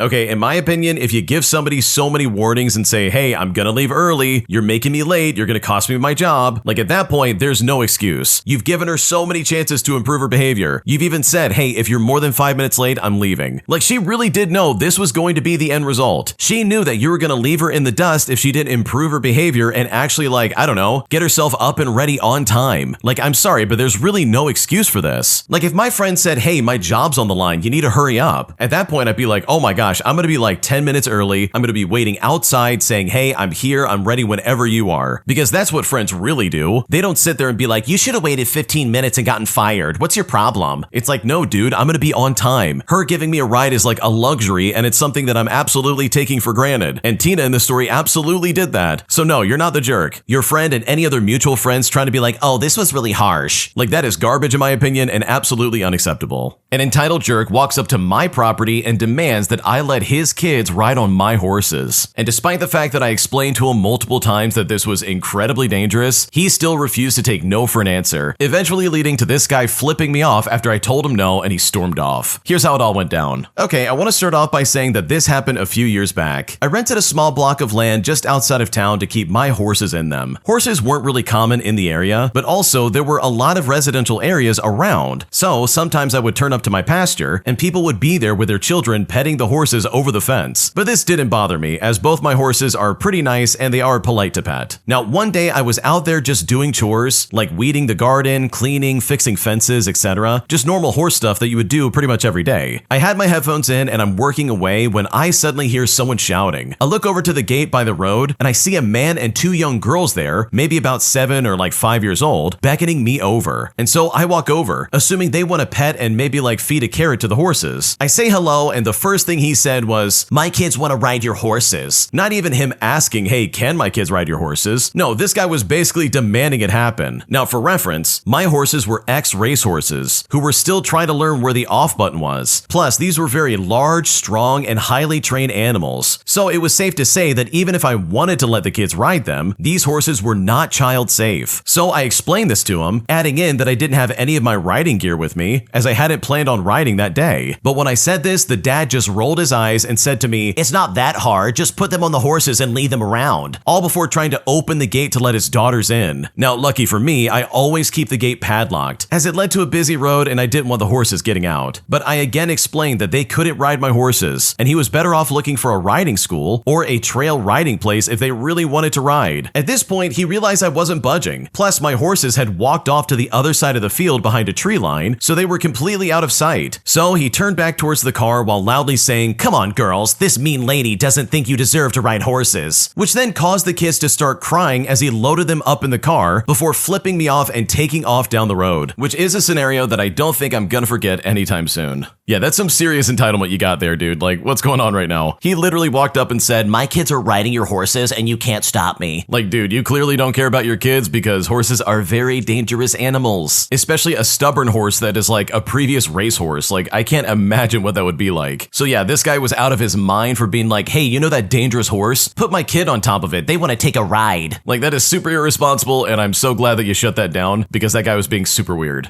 Am I overreacting by refusing to let my sister move in with me after she accidentally sold my stuff during her garage sale? Because right now I'm still pissed off despite the fact that a lot of people are saying I'm overreacting. And at this point, I just don't know if I'm in the wrong. Here's what's going on. Okay, so my sister and I grew up close, but our relationship has always been rocky when it comes to boundaries. I let her stay in my house for 2 months while she got back on her feet after a breakup. And while she didn't pay rent, she did actually help with groceries, so I didn't mind. Last weekend, I came home from work and there's a full-blown garage sale happening in my driveway. Tables are everywhere, there's people browsing, and when I walk up, I see my vintage record collection, my hiking gear, my late father's leather jacket, all with little price tags all over them. And when I saw this, I completely lost it. She tried to calm me down by saying, "It's just stuff you never use. I thought I would declutter for you." And she even said that she'd split the money with me later. But I told everyone to leave and shut the sale down immediately. She then got defensive and said that I was making a scene. And when I told her to pack her things and go, she burst into tears, saying that she had nowhere else to go and that I was overreacting to a misunderstanding. My mom is siding with her, saying that family helps family, but I feel completely betrayed. Those records were worth thousands, and my dad's jacket was priceless. I mean, it had sentimental value. But even then, she still doesn't understand why I'm furious. So am I overreacting by not letting her move back in and going no contact for now? Because right now, I really just don't know what to do.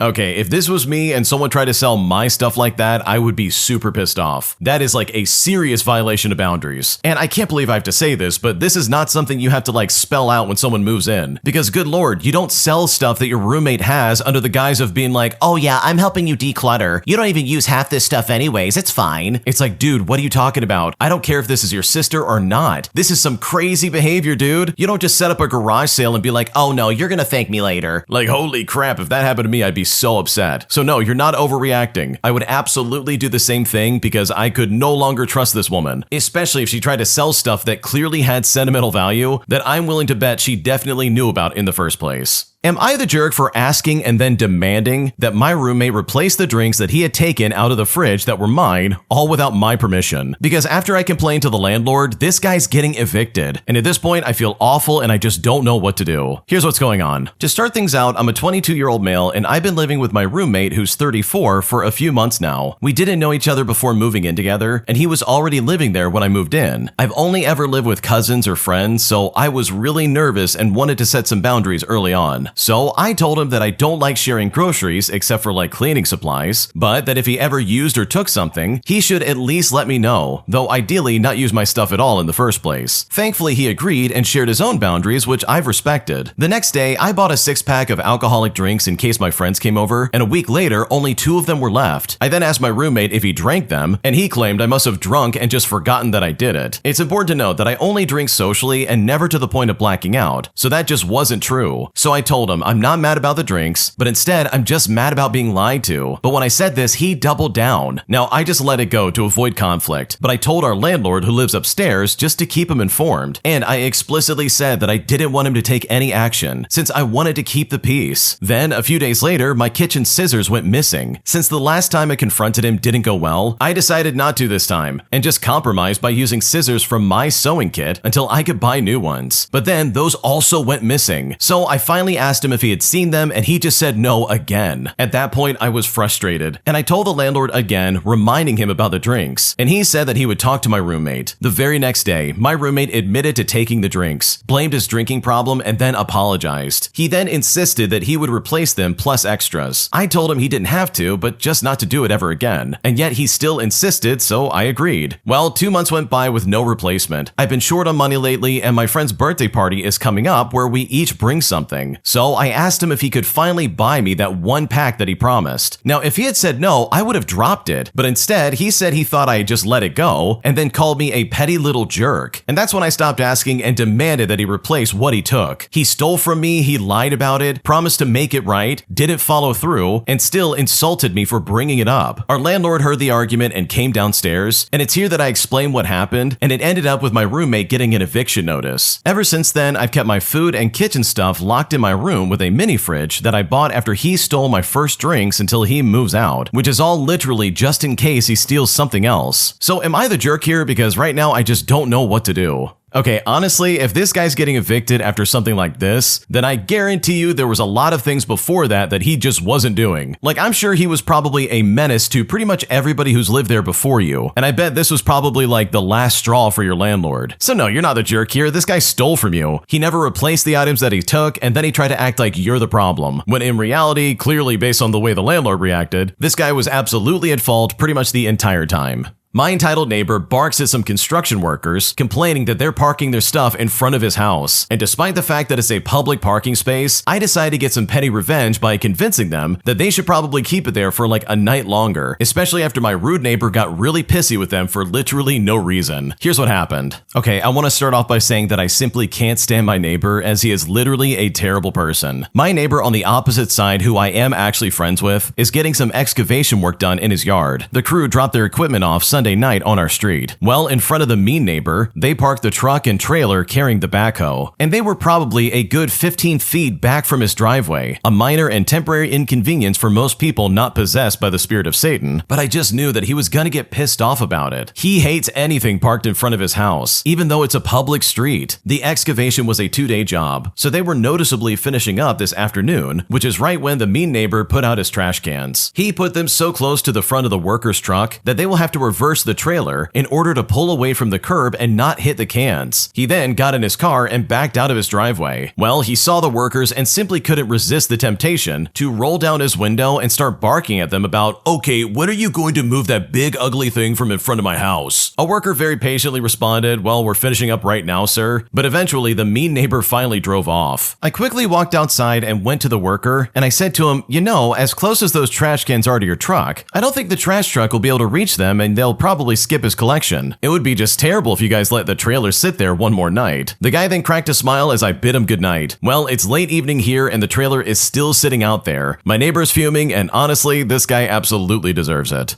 Okay, seriously, people who act like this where they're like, you can't park in front of my street, despite the fact that the road is a public road, make me want to park in front of their house. Like seriously, this is so stupid. You clearly don't live in a private country club, buddy. Like, what are you doing? You can't just sit there and be like, when are you guys gonna get out of the way? You know, get that trailer out of the way that's not even blocking my driveway. Like, yeah, it's gonna be a problem for now, but it's not blocking anything. You could still get around just fine, and it's not on your property, dude. Like, chill out. So I love the way the original poster basically convinced these guys to keep it for like one more night. Literally just to spite this neighbor because, yeah, they've got it right. This guy really does deserve to have his feathers ruffled, especially if he's going to be this rude all the time. Am I overreacting by telling my parents that they're stealing my food pantry items that I literally got so that I could try to save money? Because right now they're giving me a hard time and I simply just don't know what to do. Here's what's going on. To start things out, I'm an 18-year-old female and I've just started college. I'm still dependent on my parents and I still live with them. They pay for my toiletries and phone bill, but honestly, that's it. I have to pay for my own food, my insurance, and my own tuition. And I have to do this because their income is too much for me to get financial aid. And luckily, I go to a community college, so it doesn't cost that much. Now, I have a really crappy job. I'm currently looking for a new one, but right now, per bi-weekly paycheck, I get around $250 due to low shifts. Just enough to save up and pay my bills at the end of the month, and maybe get some food sometimes. If I can't feed myself, my parents let me eat with them, but they make me feel incredibly bad about it. Now, I've just found out about and begun going to the food pantry my school offers to avoid this, because then technically I'm not leeching off of them, and it comes to no cost of them, and instead it's just anxiety and embarrassment for me. I told them about it because I thought they would be happy that I found an affordable way to get food for the week and still be able to pay my bills. I get to bring home a certain amount of canned food, some meats, miscellaneous items a week, and I brought the groceries I grabbed for myself home. I put them in the pantry where I usually keep the things I buy for myself. Well, just 30 minutes ago, I went downstairs, and my parents had gotten into the box of chocolates they'd given me at the pantry, and my mom had used my tuna cans for the cats, which is the exact opposite of why I bought them. Like, I literally was going to use them for sandwiches. When I got upset, they said I wasn't allowed to be. They said it's not like they're taking from me because I never bought it, so apparently it doesn't belong to me. Basically, I told them that that wasn't fair. Sure, I didn't pay for it, but it was still mine, and I was using it because I was trying to save money for the week. But then they tried to say, oh, it's only fair because I had been eating with them. And then they repeated that I didn't pay for it, so it wasn't mine to claim. And at this point, I'm just pissed off. But at the same time, I can't argue because I live in their house, and they are right. I never paid for any of it, so what's my claim to it? So am I overreacting for thinking they stole from me and telling them that it's not fair? Because right now, I don't know what to do.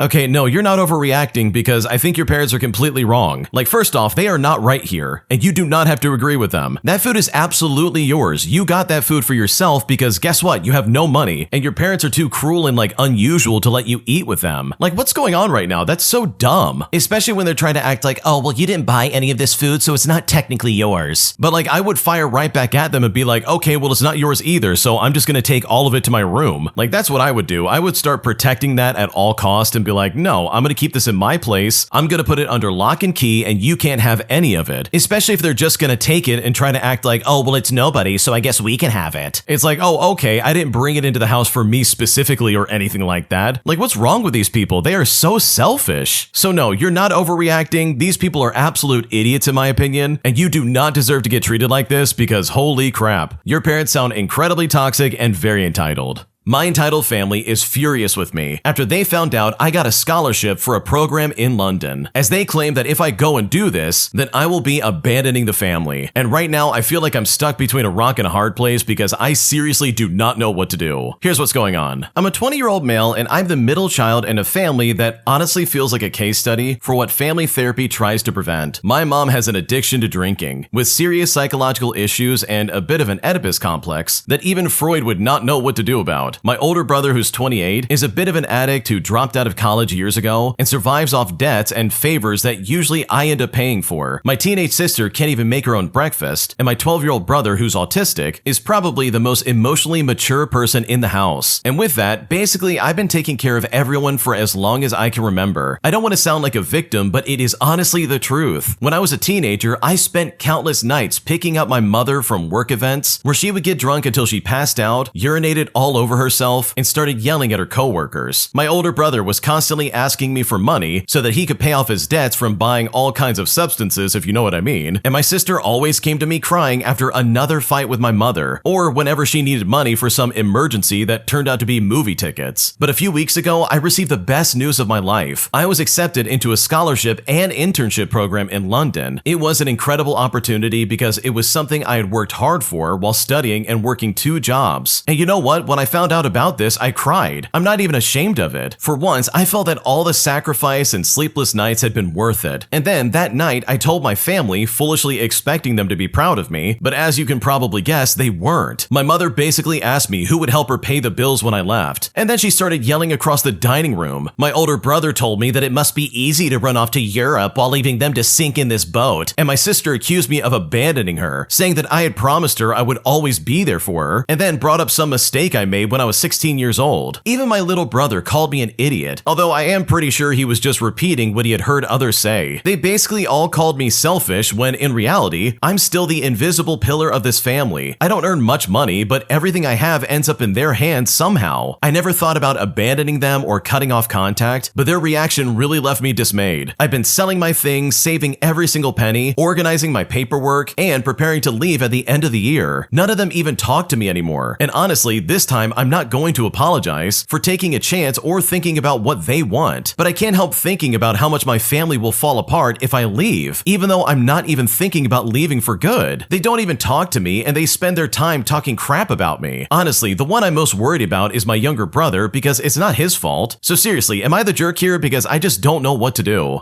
Holy crap, you had better take that scholarship and run for the hills, dude. No, you are not the jerk for wanting to further your life. Are you serious right now? You've got a scholarship and internship program in London. You're quite literally able to get out of there and live your own life and start over, basically. Because dude, just look at what you're like leaving behind. Your mom can't hold a job, your brother's a deadbeat, your sister's talking garbage about you. Meanwhile, your youngest brother just doesn't understand the total depth of like what's going on. So like all of that mixed together just sounds really miserable in my opinion. And this is literally your ticket out of there. So no, you're not the jerk for leaving your family. If anything, this is going to be good for everybody. This will be good for you because you can then live your life in the way that you want to live it. And also it gives your family the chance to step up and actually fend for themselves instead of just strictly relying on you. If you like Am I the Jerk, you're probably going to love Am I the Genius. Check it out, link down below in the description. Also, go to amithejerk.com/submit if you would like to submit your own stories. An entitled niece started yelling during a funeral service, all because she wasn't included in the will, putting me and everybody else there in a really weird spot because this truly was incredibly unacceptable. Here's how it all went down. Okay, so I used to work in community home care assisting the elderly. I was employed as a carer with an organization who received government funding. Now, we had a client who we will call Rose for the sake of the story, who was in her mid-90s living on her own. She had never married, had no kids, and owned her own modest home and had very little money in the bank. But with that being said, she wasn't rich by any means. She had only one younger sister who we will call Sue, who was also still living. Sue lived about 20 minutes away, and Sue's children also lived local as well. Rose had a nephew who we will call Bill, who lived 2 hours away with his wife who we will call Lynn. Bill and Lynn were Rose's primary emergency contact, so they were the only family I ever spoke with or even met in regards to Rose and her care. They used to come down and see her as often as they could, and would sometimes take her away for a few days. They were very pleasant to deal with and always seemed very kind to Rose. Now, we as an organization would visit Rose every day to check up on her. I mean, I used to go there at least like 4 times per week and did this for about 4 years until she went into a nursing home. In that time, I never met or spoke to Sue or any of Sue's children, and to our knowledge, she never got any visits from them either. None of my other coworkers had seen them either the last few years we assisted her. Now, another person who had been assisting Rose longer than I had said that she had noticed that Sue's family had stopped all contact after Rose changed up her will,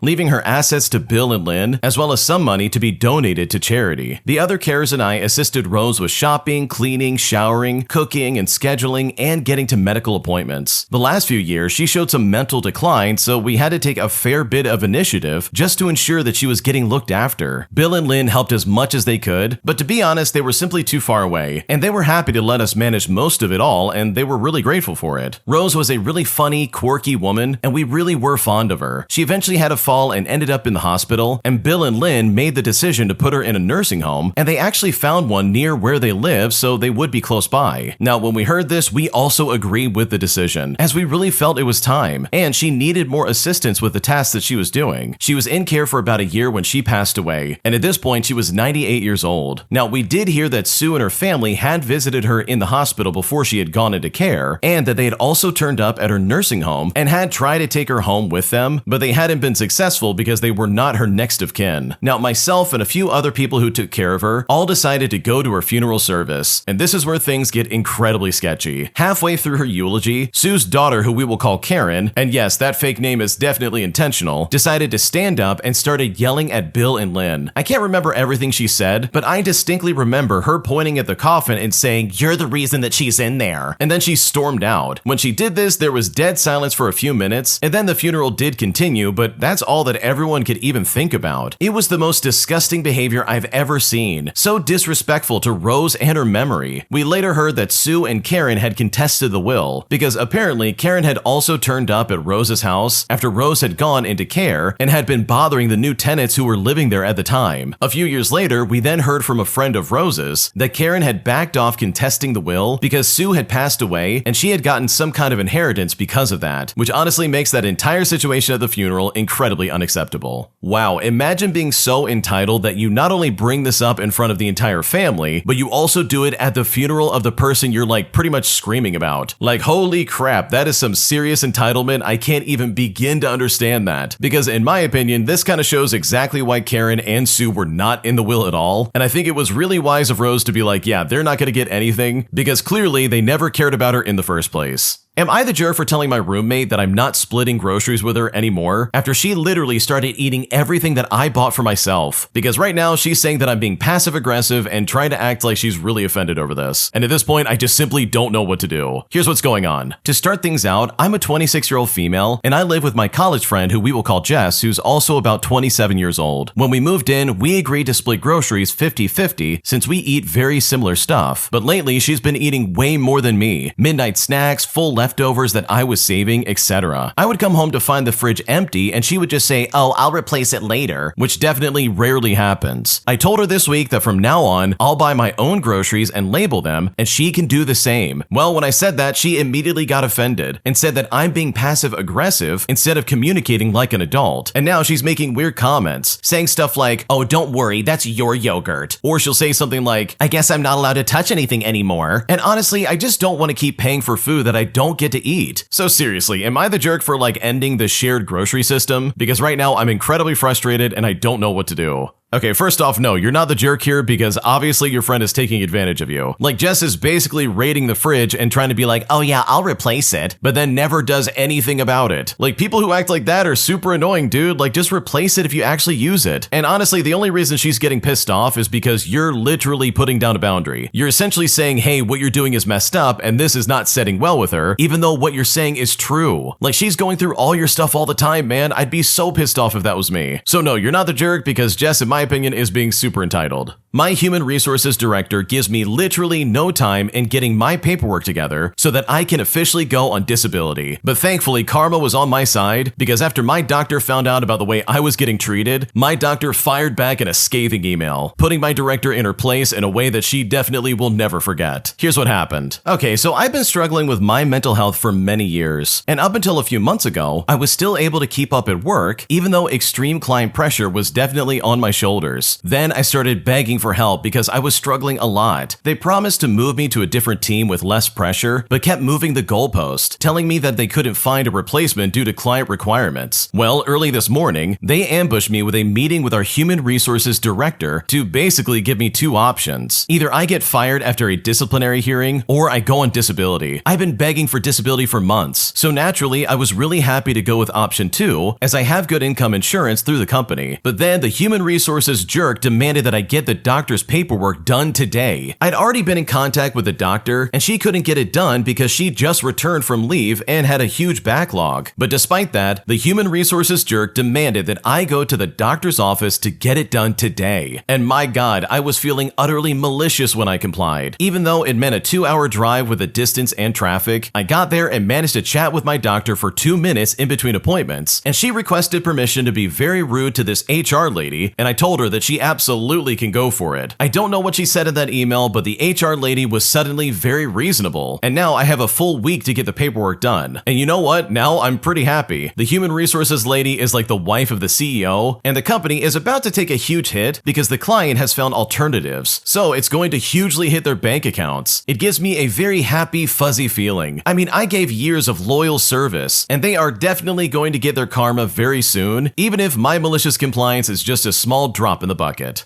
Yeah, that human resources lady was completely unreasonable. Like, that was really toxic. I don't care who you are. To be like, okay, well, you got 2 options, and I know you want the second option, so guess what? You gotta do it today. It's like, dude, you are so crazy. That is so weird in my opinion. You obviously have an employee who's struggling to do their work because of all the struggles and like the mental health issues they're going through, and now you're making it even worse at this last like tail end of getting on disability by basically making this person chase the carrot on a stick. Like, dude, this is so stupid. So just like the original poster, I have a lot of hope that karma will come and bite her in the butt because this is some unacceptable behavior and incredibly unprofessional. Today, I offered my boyfriend my job because he's been struggling to find one, but instead of being grateful about it, he decided to nitpick it and basically shut it down, putting me in a situation where I'm super frustrated and I just don't know what to do. Here's what's going on. Okay, so here's the situation I'm in because it is kind of tricky. My boyfriend and I are both full-time college students. I'm in accounting and he's in elementary education. He's been struggling to find a job for months, getting either rejections or no responses at all. And last month, I even gave him $100 for gas just to help him get by. Now, recently, I injured both of my hands, and my job doesn't want me working anymore because of it. My dad and I were going to split the work temporarily, but my supervisor mentioned that they're open to hiring someone new. I thought this could be a great opportunity for my boyfriend, as it would be steady hours, about 25 hours a week, and it would be guaranteed income. So I called him up just to tell him about it. But his reaction to all of this when I told him was complaining about it. He said, "Don't you realize I'd have to wait around in town for 4 hours before my shift starts?" And honestly, that really hurt.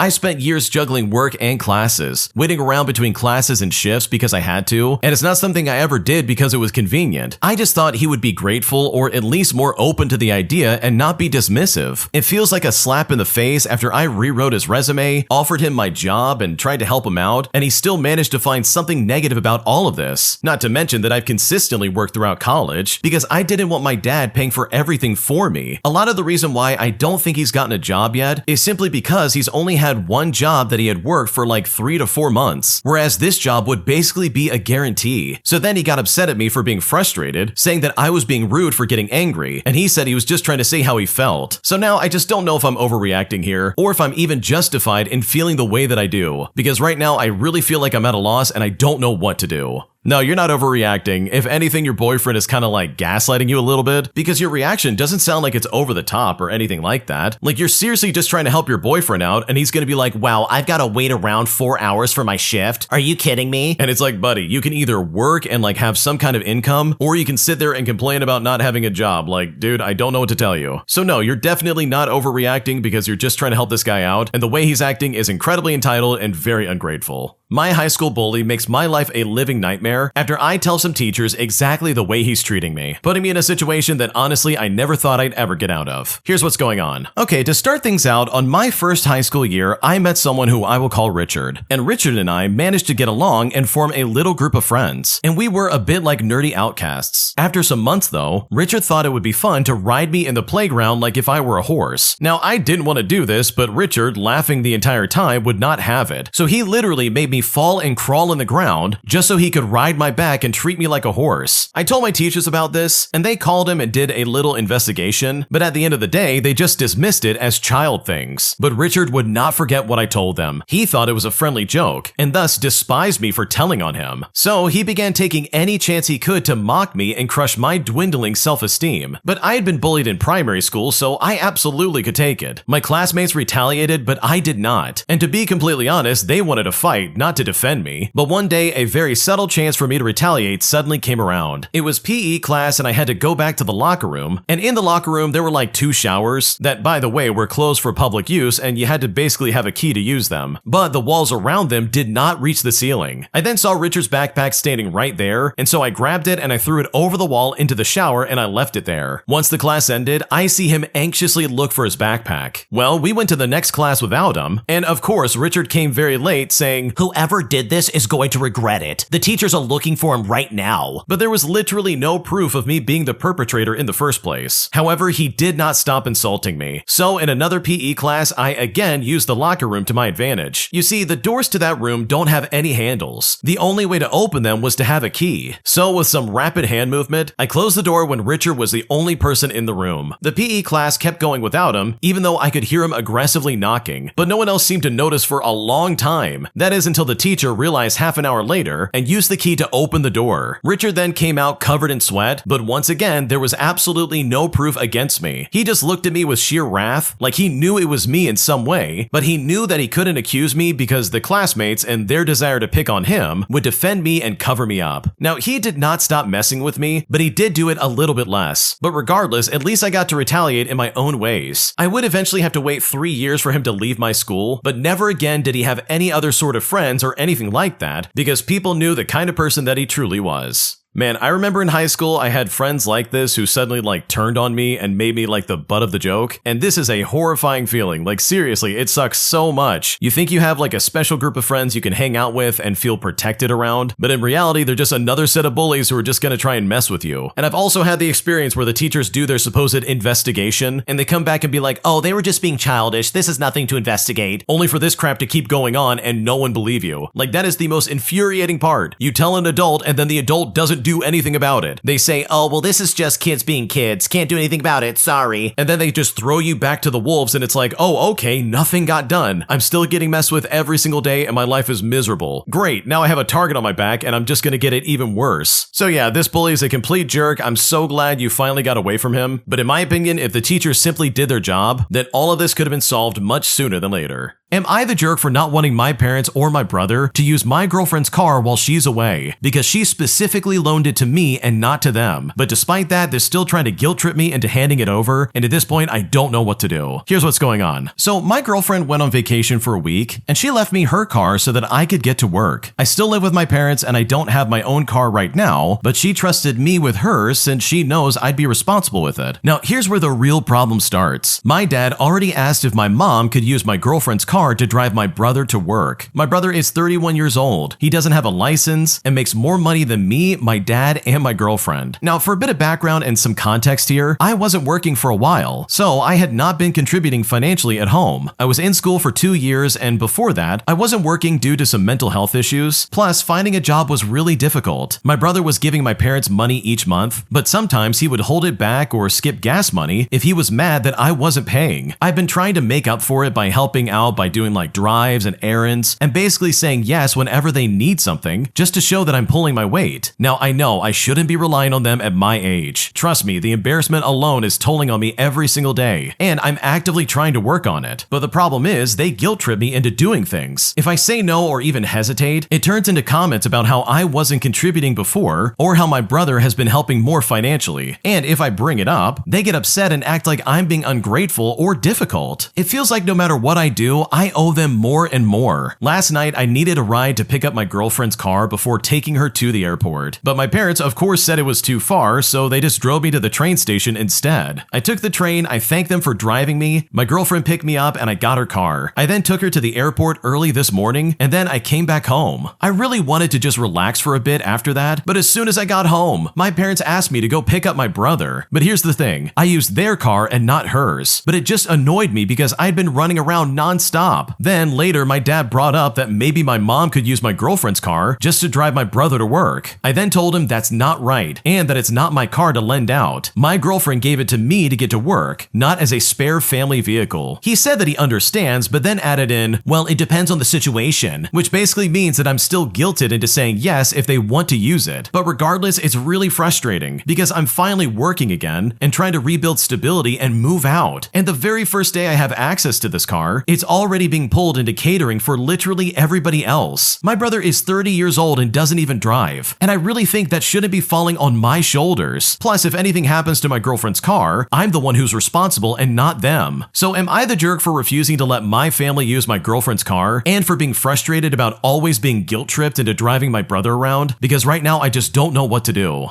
Okay, dude, you absolutely are not the jerk. If you want your girlfriend to break up with you, just allow them to use that car and possibly wreck it. Because actually, if there was an accident, you wouldn't be at fault. The person driving the car would be at fault. They would be responsible for pretty much all that crap, and that would fall on them and not you. And I can guarantee you that that would probably end your relationship, but with that in mind, I would not want to risk it. Like, if you give out that car and something happens, you're basically gambling your future with your girlfriend and having the option to finally get out of that house. Which, by the way, if I was in your shoes, I would be getting out of there much sooner than later, but I totally understand where you're coming from. So no, you're not the jerk. Your parents and family are just complete idiots in my opinion, and I would not listen to them for a single second. When you subscribe, make sure to hit the bell to turn on notifications. To finish listening to all the stories, check out the playlist at the top of the description. And if you like Am I the Jerk, make sure to subscribe to Am I the Genius. Everything will be linked down below in the description.